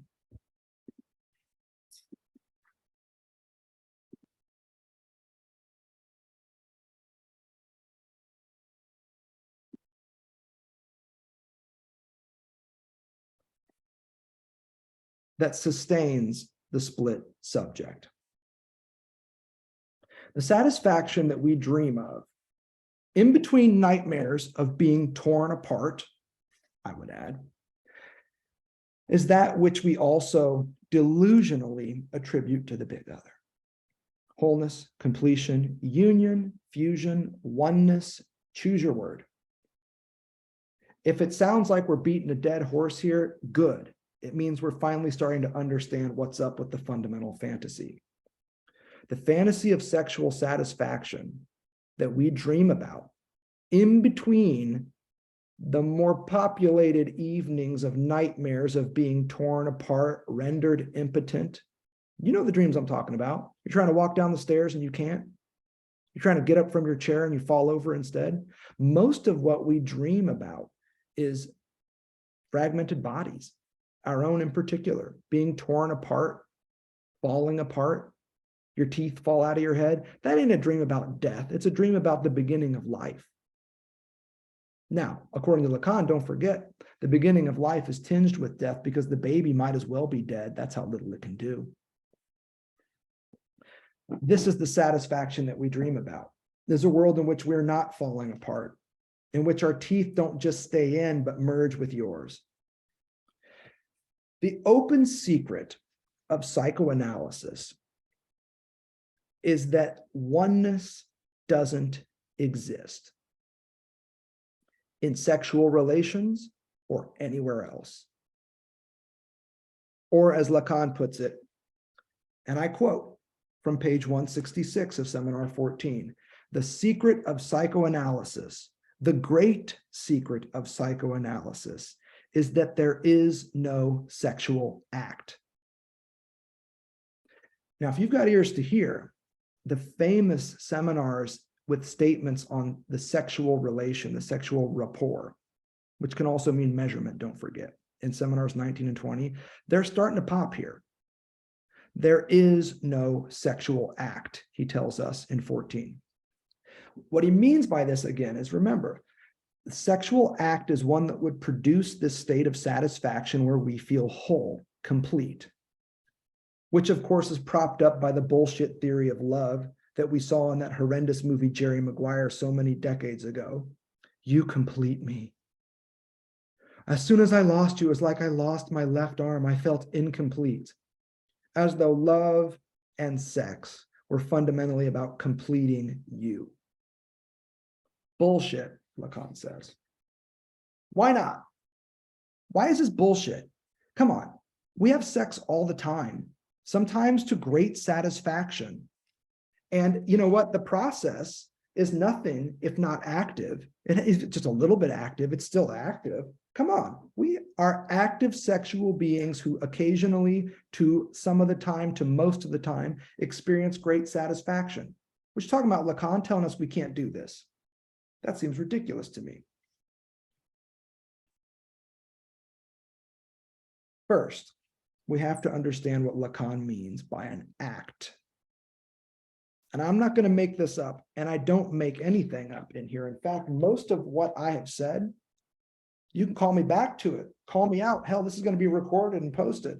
We can find the passage in Lacan where he says this stuff. All I'm doing is walking us through materials that he's already worked through. And in this case, how many decades ago? This is from 67, y'all.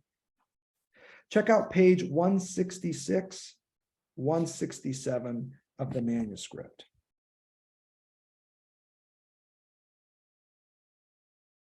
Things really start to pop here.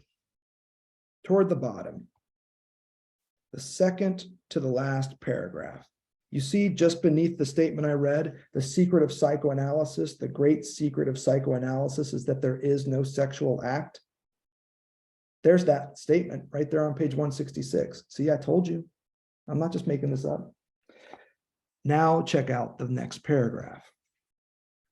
This could be sustained and illustrated by reminding you of what I called act. And this gets back to some of the questions that came up last time about what he's doing here with act, acting out, passing to the act, so forth. What's he mean by act? Namely, this reduplication of a motor effect, as simple as, quote, I am walking. This ensures simply that by just being said with a certain accent, it is repeated. And from this reduplication takes on the signifying function that makes it able to be inserted into a certain chain in order to inscribe the subject in it. Now we can map this on the exact same topology of return that we were messing with around the experience of repression. So let's go back to our screen and do it. And let's actually stick with the example that he has here, which is I am walking. It won't take but a minute to work this out. So you have this embodied event. And I realize this is a cheap move to draw two legs walking. And then you have the linguistic representation of this. I am walking. There's your sentence. Same one he just used here. This is the embodied event of walking. And here you have the linguistic representation of it. The act is the connection between these two events. And this is kind of the wild move that he's making here. The act is not the event of walking as an enunciating subject, if you will, nor the statement, I am walking, as a grammatical subject would say, but instead, it's the retroactive marking of I am walking as a repetition, or here a reduplication of this motor effect of two legs walking through the road. The act here is repetition, which applies to the exact same logic that we were working with in the theory of repression. Which came first, the symptom or the trauma, and so forth. Does this mean that Lacan wasn't walking until he said, I am walking? Of course not. What it means, though, phenomenologically, is that no one probably noticed he was moving across the lecture room floor until he said, "I am walking." Yeah, they saw him moving, but did they notice it? Hell no. Did they notice him walking? No. It's the signifier that designates and retroactively marks itself as a repetition of some event, an embodied event. Here, what he calls a motor effect that is at work here. This is what he means by act. The act reduplicates something. It repeats it. It represents it. In short, it signifies it. An act also, in so doing, sets the stage for the subject. That's also what we see in the paragraph on 166 that we just read. Here again, this graph, this topology of return applies pretty well to us. Here's my question. What is the agential force at work here? What's the agency that moves this experience, this repetitive, reduplicative, retroactive event forward? If we know that it ends at the level of a split subject, what can we say about its origin? What is this agential force? And where exactly does the sexual act fit into all this? Don't forget, that's what we were just looking at. The force here is the unconscious.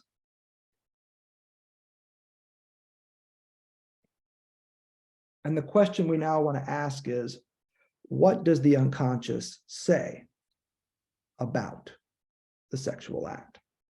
But first, one more paragraph, bottom of 166.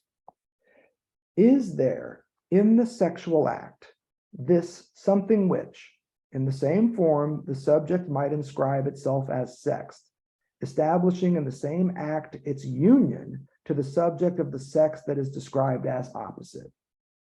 In other words, is there something in the sexual act that allows the subject to achieve union with the being sexed in the opposite direction? And this assumes a kind of heteronormativity, but the same logic holds no matter how you are sexed. The answer Lacan gives us at the top of 167 is this. It is quite clear that everything in analytic experience speaks against this. And I'll leave it there. Lacan does not believe, and he's building this belief atop analytic experience, that this actually occurs, that there is some sort of a fusion or a union that can occur between two differentially sexed beings. And we can talk more about that. If we were to redraw this image that we just had of walking and I am walking in a way that would be a little more abstract, but also a little closer to what Lacan is doing conceptually, it might look something like this.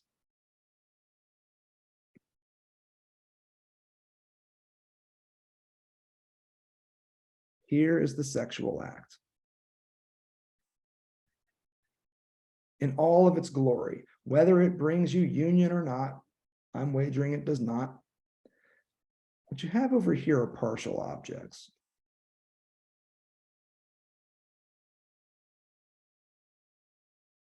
And those of you that were with us for the drive, you know what we're getting at here. Down here as the agential force here, you would still have the unconscious.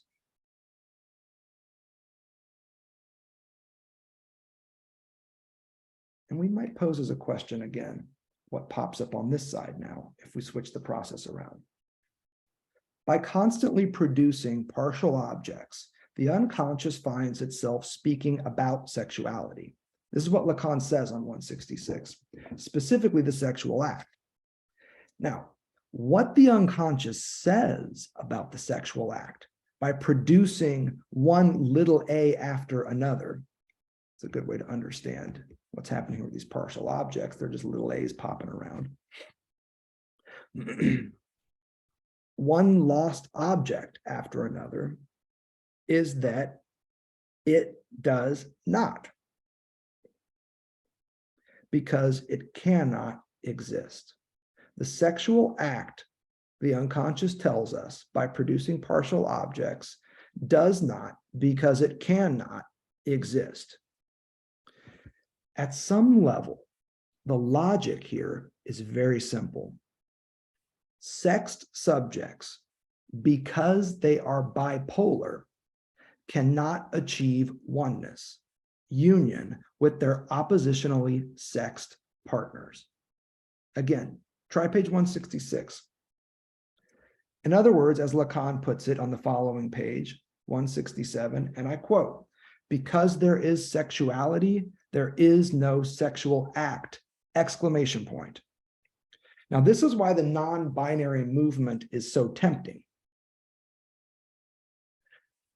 The non-binary movement makes a lot of sense here because, wait a minute, if the problem is that we have had to pass through this bipolar straits of sexuality, as Lacan calls them in Seminar 11, and are properly gendered as little boys and little girls, and that in turn creates this dialectical relationship that in order for me to be a male, there has to be a female around.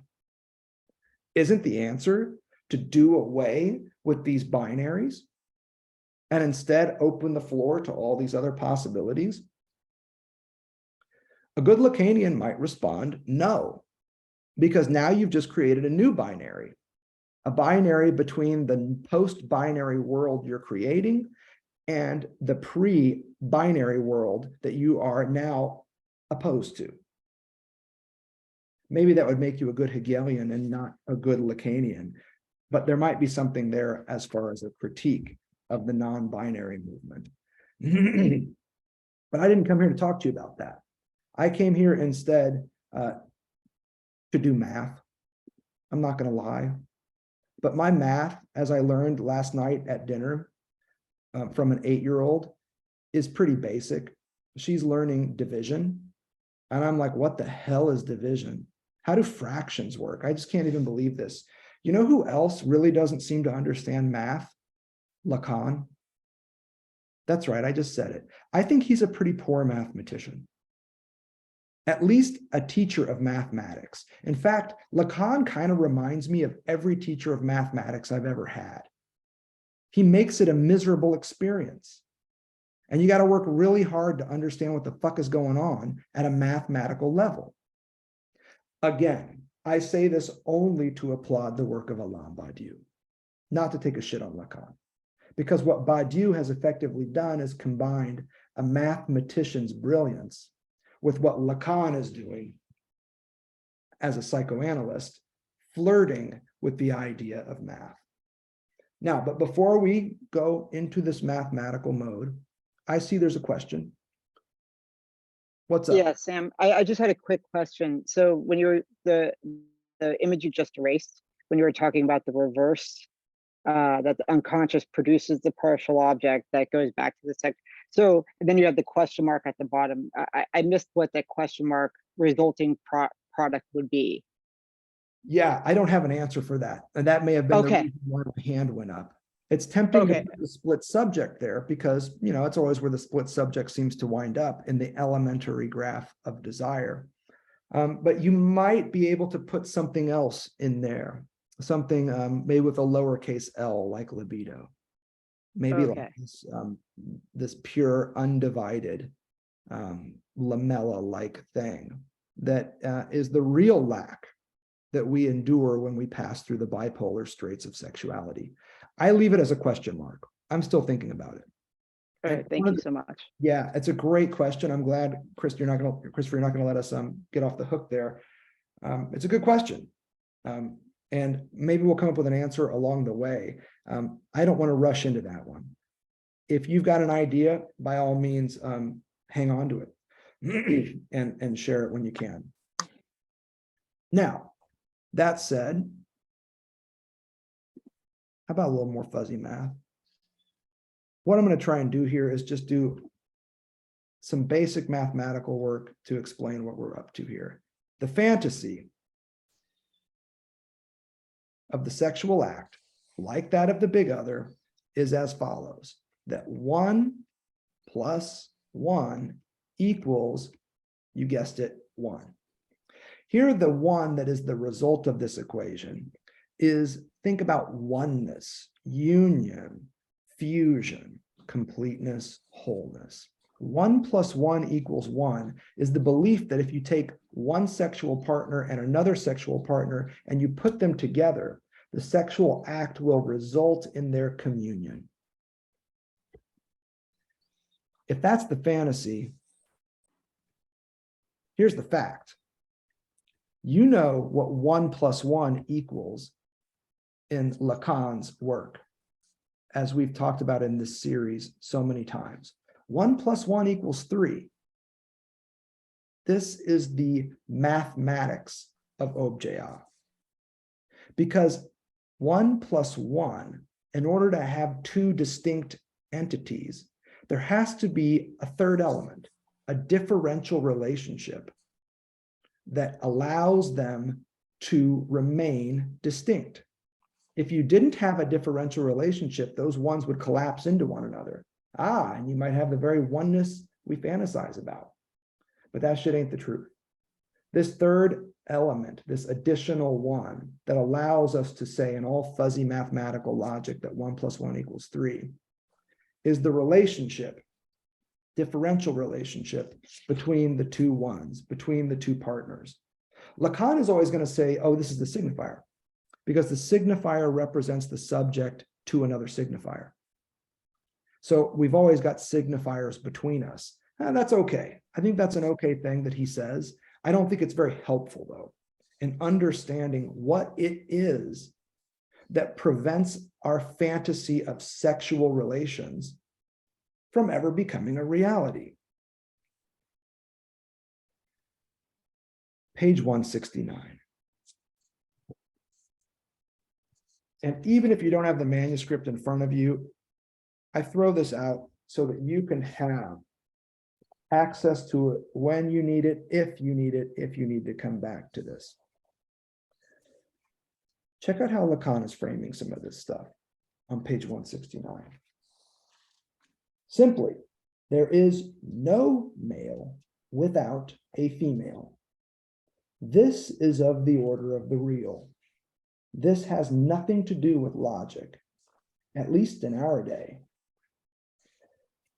Now, maybe what he's suggesting here is that only women give birth, and thus all men originate in woman.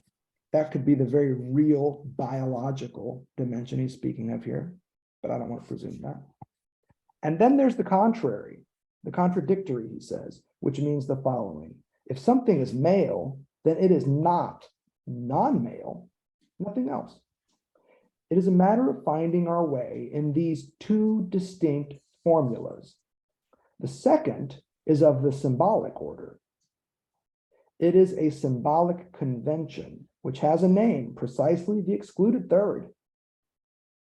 Anytime Lacan says third and talks about thirdness, don't just think about Charles Sanders Peirce. Think about objet.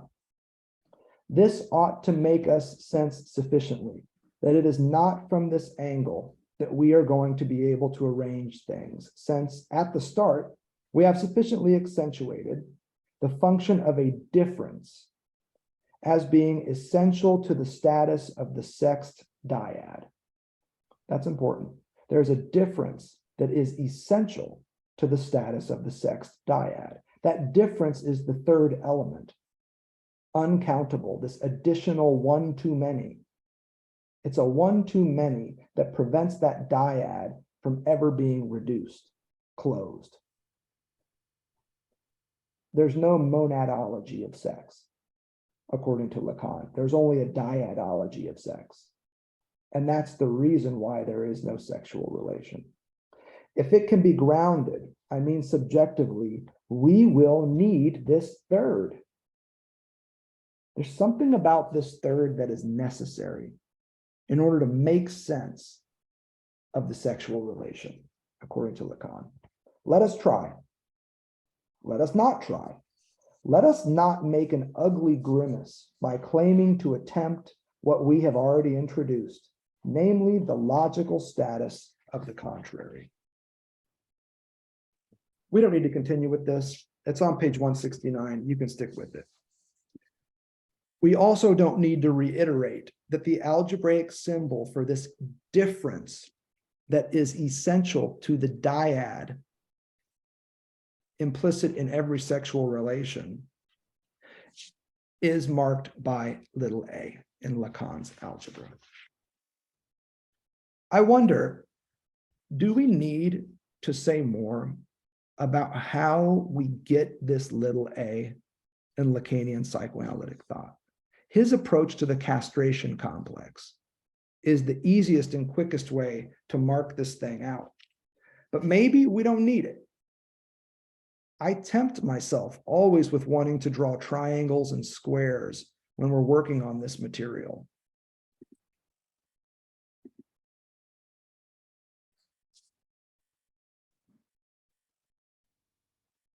Holler at me if you think we need this. I'm happy to redo it, and I'm happy to do it quick, or I'm happy to just move on if you feel like you understand what Lacan is doing with the castration complex. Well, I had a quick question. I'm sorry to interrupt. When he begins talking about sublimation on like 155, and a lot of this I was not understanding as I was reading it, but he goes into like the golden ratio, Yeah. and then I was wondering, like, well, that's symbolized by the phallus phi, right? So is there some sort of connection that he's trying to create there between like the way sublimation works with the golden ratio and that it equals phi? I don't know. Probably. He's messing around with this golden ratio, right? He is. I wish that his messing around with the golden ratio were as beautiful as the golden ratio purports to be. Right. Yeah. I really like, though, this connection between the magic number he's trying to arrive at and the phallus. The magic number is a kind of endless failure and an eternal failure, an infinite failure, if you will. And so is the phallus in a very real sense. It's premised on failure. And don't forget that what we're talking about here in the castration complex is essentially what's up with the phallus. And the answer, as you've heard me say here and elsewhere, is this: mommy doesn't have it, and you can't be it for her.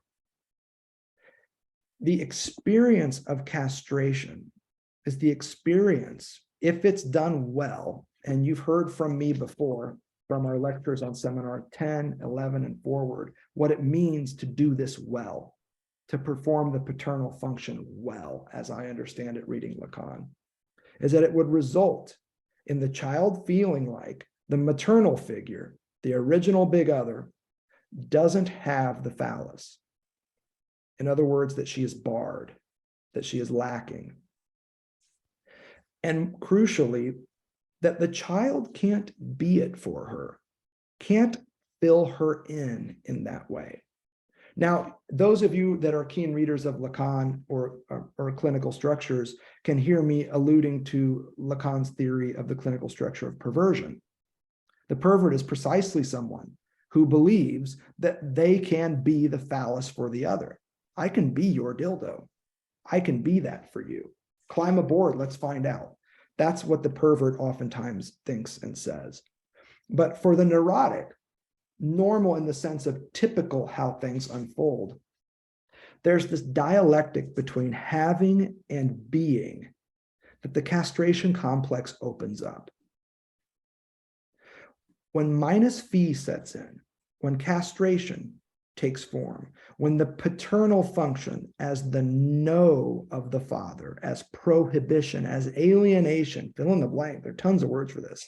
When this happens, the bumper sticker that the child comes away with is, mommy doesn't have it, and I can't be it for her. Having and being the phallus turns out to be part and parcel of the fundamental fantasy. At some level here, this is a prohibition against incest. Lacan says as much on page 171 of 14, namely against the attempted fusion with the maternal figure. I don't think about this in terms of like the child wants to have sex with the primary caregiver. It's not sexual in that way. It's sexual in Lacan's way, which is to say it's about fusion, oneness, completion, emerging without remainder. And what he's saying is that at some level, castration is about a prohibition against any attempt, fantastical or otherwise, to fuse with the primary caregiver. And this is why, for instance, we make jokes about in the bedroom, before you're getting down to it, you take the picture of your family on the dresser and you turn it face down, or you put a shirt over the picture so that the family can't see you. We oftentimes have this in like scopic theory and stuff like that. No, man, the reason why we turn that picture face down is because incest is prohibited.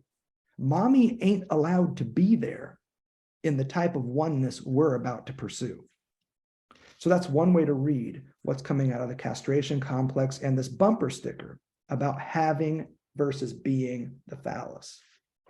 Not the only way, but it's one way. And it's, again, right out of 14. Because castration precedes the sexual act in most cases, right? You were castrated long before you tried to crawl in the sack with somebody. We can say with Lacan that there is no sexual act which does not involve a strange thing, he says, castration. Right on page 172.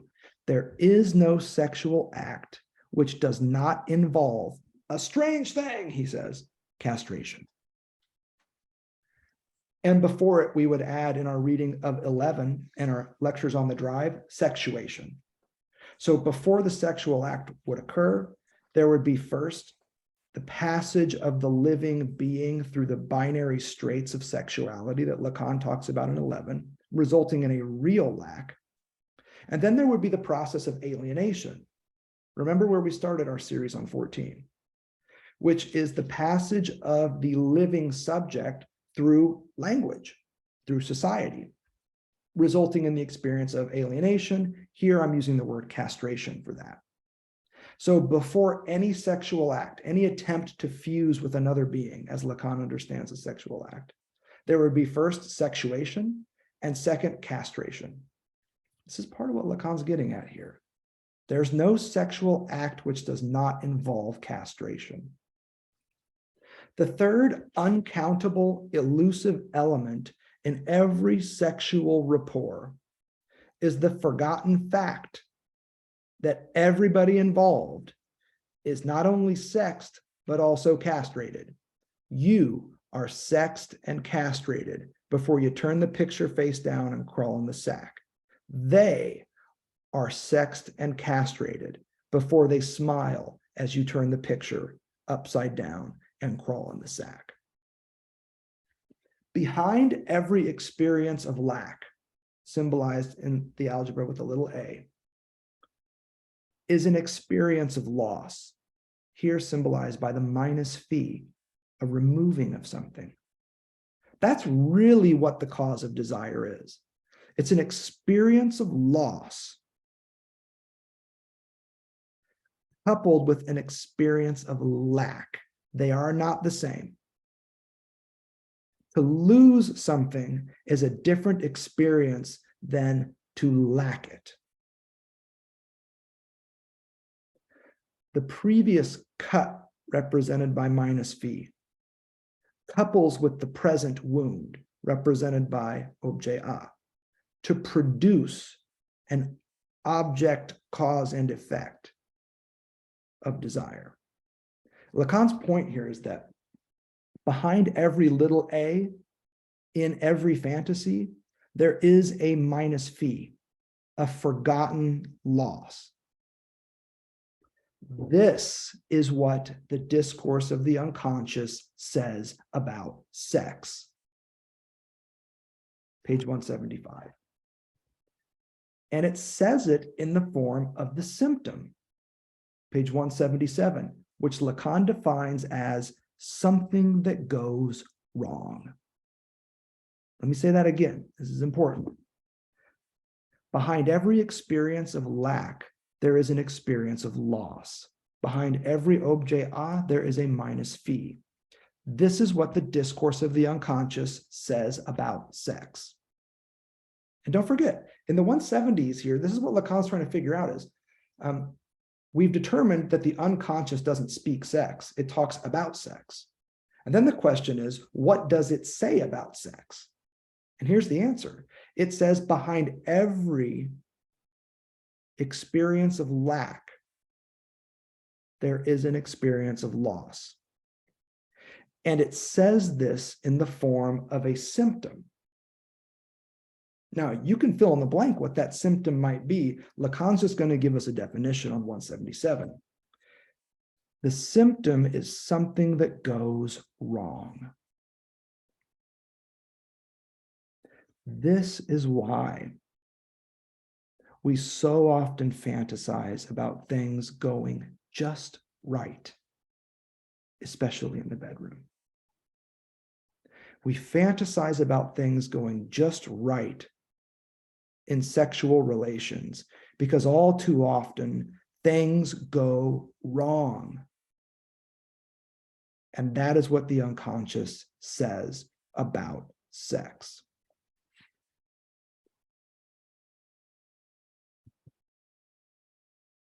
Whatever else we mean by just right, Lacan's wager is that we are fantasizing about just one thing, namely oneness. Take a look at page 183.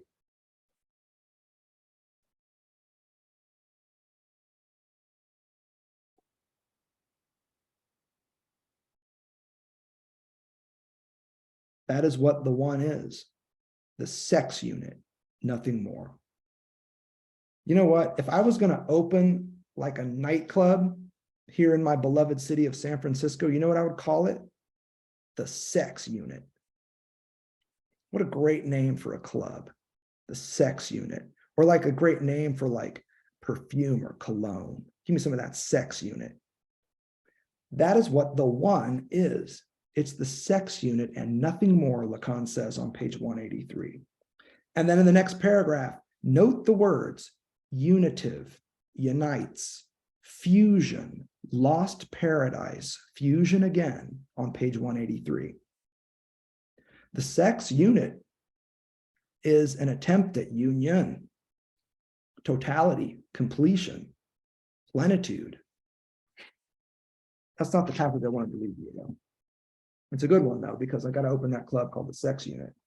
But in the meantime, it's at the bottom of 183 that I want to direct your attention.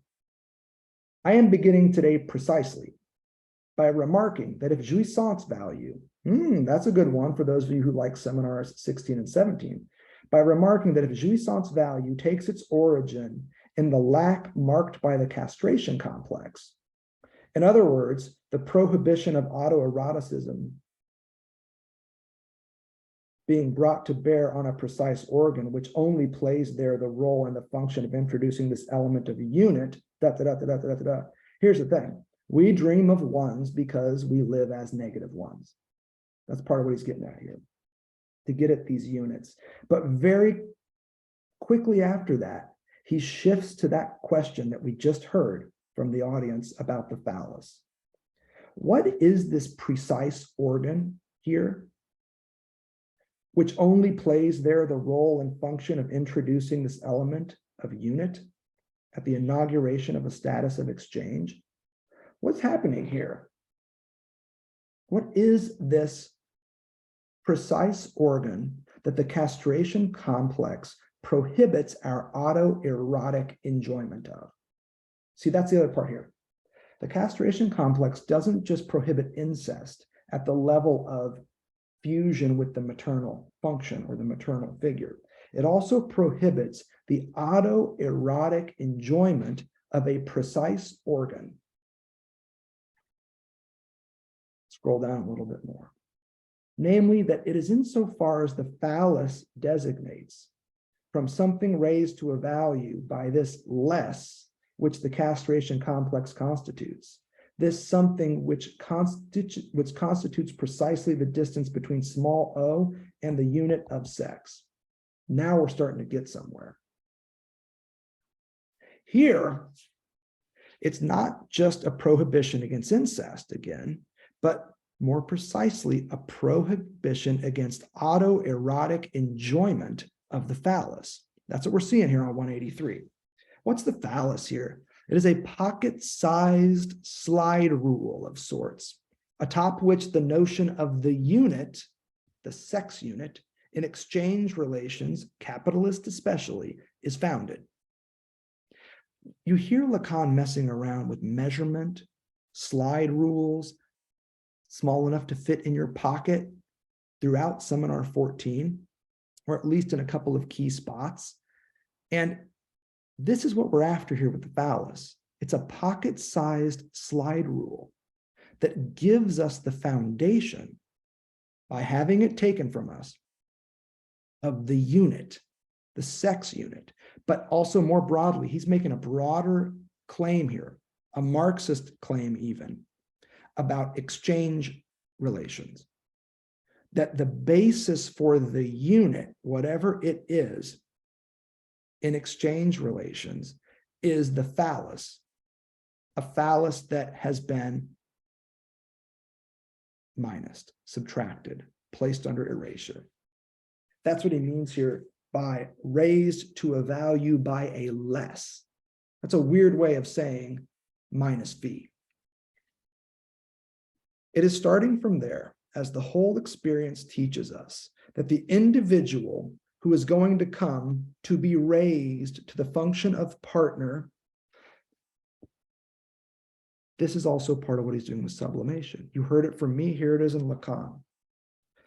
Someone, another person, an individual who you are going to raise, elevate, sublimate to the function of a partner, a sexual partner, someone whom you designate, elevate, sublimate to the status of the being able to complete you, to allow your fundamental fantasy to finally be realized in the sexual act. In this test, which the subject is put of the sexual act, the woman, to image my discourse, is going to take on for her part, her value as object of jouissance. And now we enter this notion of the male fiction. This is where things get interesting. Here's how it works. Castration assigns the phallus a minus value. Because we don't have the phallus, we can be it for others. But some of us don't have the phallus more than others. Because we're castrated, we cannot have the phallus. We don't have the phallus. It's part of the argument here. And what you don't have, you're able to be. So there's this weird contortion of the original bumper sticker of the castration complex. Mommy doesn't have it and you can't be it for her. Where having and being enter into some sort of a strange dialectic. And that's what we're trying to figure out here. A dialectic that Lacan here on page 184 calls the male fiction. Hold tight, y'all. This is going to be the final move that we make in today's penultimate session on the logic of fantasy. Reading on, page 184. But at the same time, and by the same operation, look at what has happened. It is no longer a matter of he enjoys something. Jouissance has passed from the subjective to the objective. So think about this. Castration complex is a prohibition against autoerotic enjoyment of the phallus, this precise organ. Okay, subjectively, autoerotically, I don't get to enjoy this. But now I can find someone else and make them my special object. So now my jouissance has passed from subjective, relating to me, to objective, relating to you. To the point of sliding to the sense of possession. I don't just want to enjoy you, I want to have you, my dear phallus. In the typical function, as we have to consider it as deducible from the incidence of the castration complex. And I already brought this forward the last time.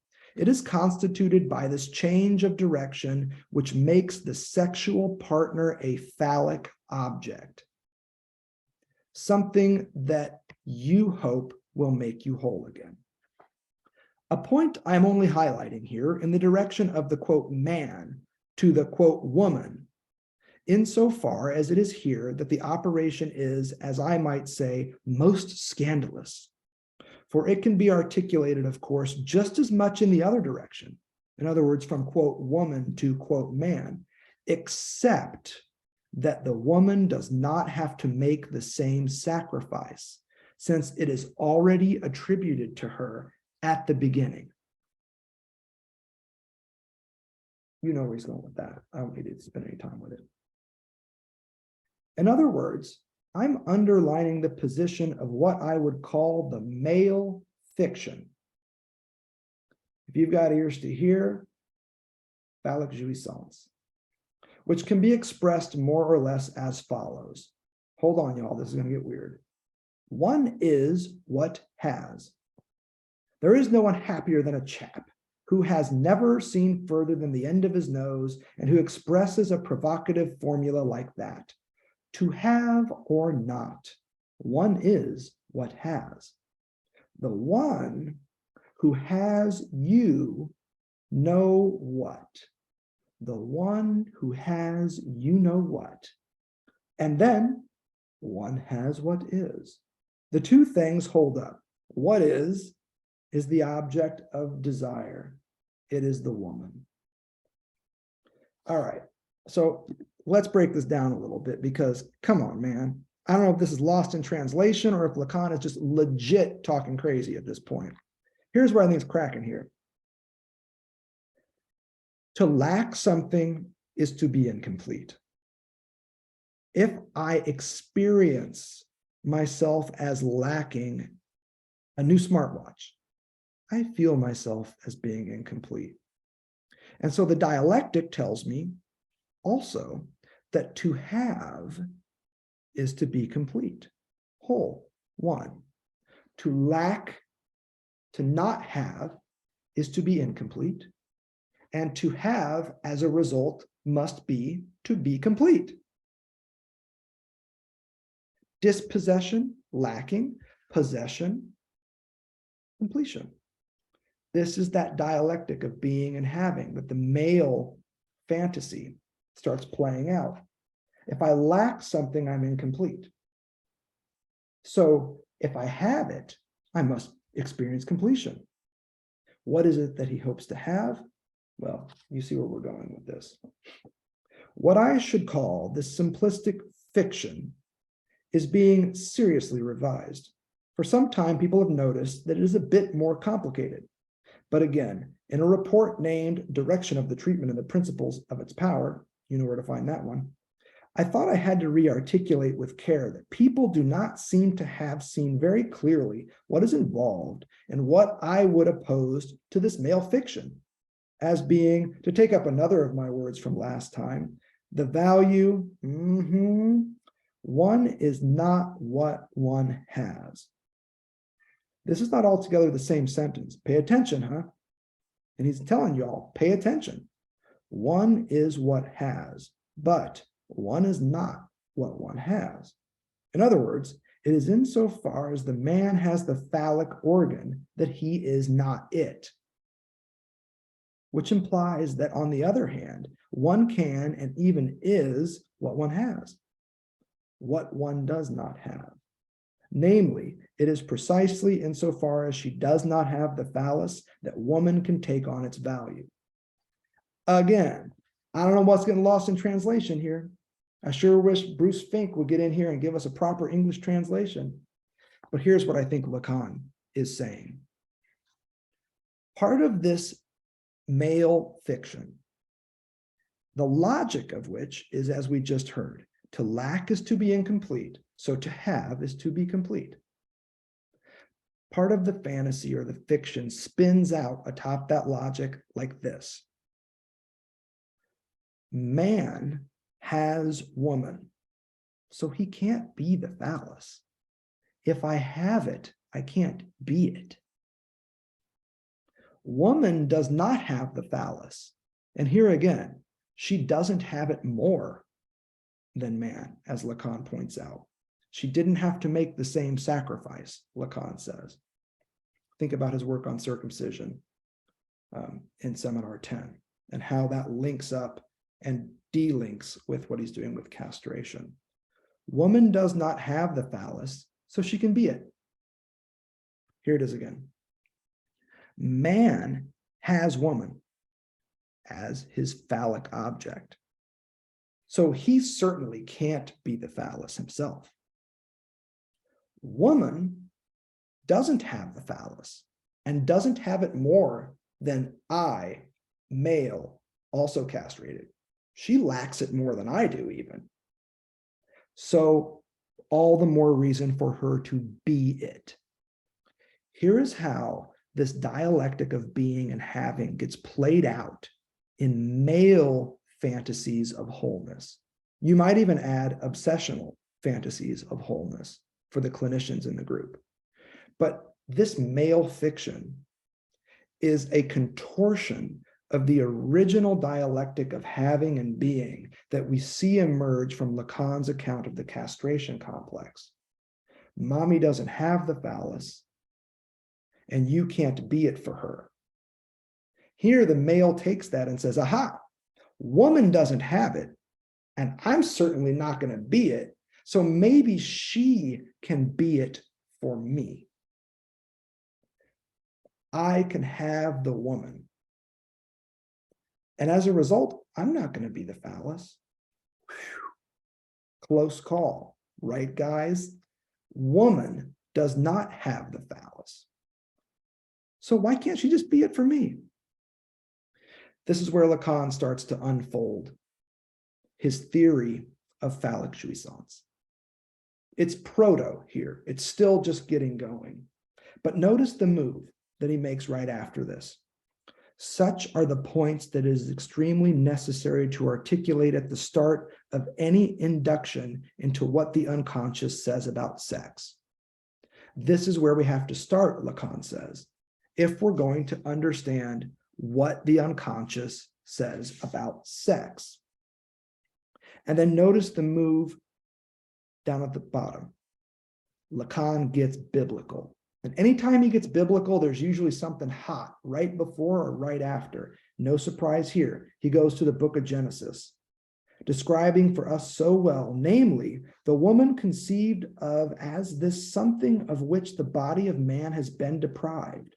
This is called, in the chapter you know so well, a rib for the sake of modesty. So woman is made from a rib taken from man, and Lacan saying, oh, what a modest depiction of what we're really talking about. A rib is a bone, is a boner, is a phallus. Castration takes the phallus from everyone. But it's part of the male fantasy to always want it back. Give me back what you took from me. Give me back yourself as what was taken from me, so that I can enjoy you in a way that I'm told I'm not allowed to enjoy myself. This is also a way that the drive very importantly intervenes. The drive is autoerotic. It's about returning to subjective states of jouissance. Yeah, objects are involved, but the drive is fundamentally autoerotic.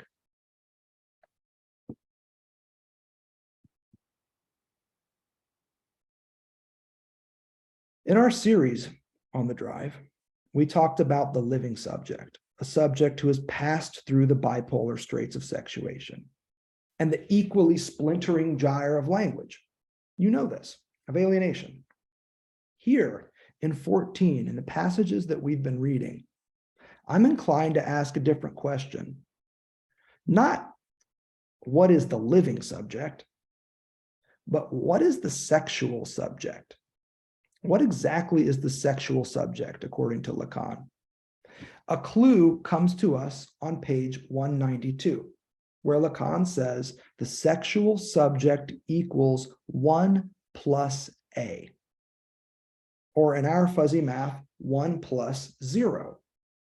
What he means by that, I believe, is the sexual subject is a combination of the fundamental fantasy of oneness to come, that's the one, and the very real lived experience of lack, incompletion, in short, castration. We have the fantasy of oneness up against, if you will, alongside, para in the Greek, alongside but also against the lived experience of lack. That's what that 0, little a, designates for us. The sexual subject is 1 plus 0. Now, why is this important? Why does this matter? It matters not just for our theory of the subject, but also for our theory of the so-called big other, which is the topic of seminar 14 up to this point. This big other that is always already barred, but that we refuse to acknowledge as such. Lacan says on page 189 that the sexual subject as 1 plus little a, 1 plus 0, equals 1 over little a. The mathematical equation here is 1 plus a equals 1 over a. How are we to read this? 1 over a is an is a ratio, but really what it is an operation of division. The oneness that we attribute to the big other is always divided by this little a. The one that we assign to the big other doesn't exist because it is always barred, split, divided by something that it cannot integrate into itself, something that keeps falling out of its totalizing effort. Again, the algebraic term for this in Lacan is little a. Little a under 1. Now, Lacan makes a big fuss about the plus, the equal sign, and the bar on page 189. I would just emphasize the entire mathematical equation. 1 plus 0 equals 1 over 0. A 1 that is divided by a 0 that it cannot metabolize. Even if we believe otherwise, even if we assume that the identification between the oneness, and the other, the big other, the truth still prevails. Because what else is this identification, this relation between the one and the other that Lacan is talking about here as we edge toward the end of today's readings, but a third element, an additional one that is distinct from and irreducible to the oneness that we erroneously assign to the other, that we errantly attribute to the big other. Either way, we win at the end. All right, let's take a break, open some questions. I'm happy to respond. We've got about 20 minutes more left in this session.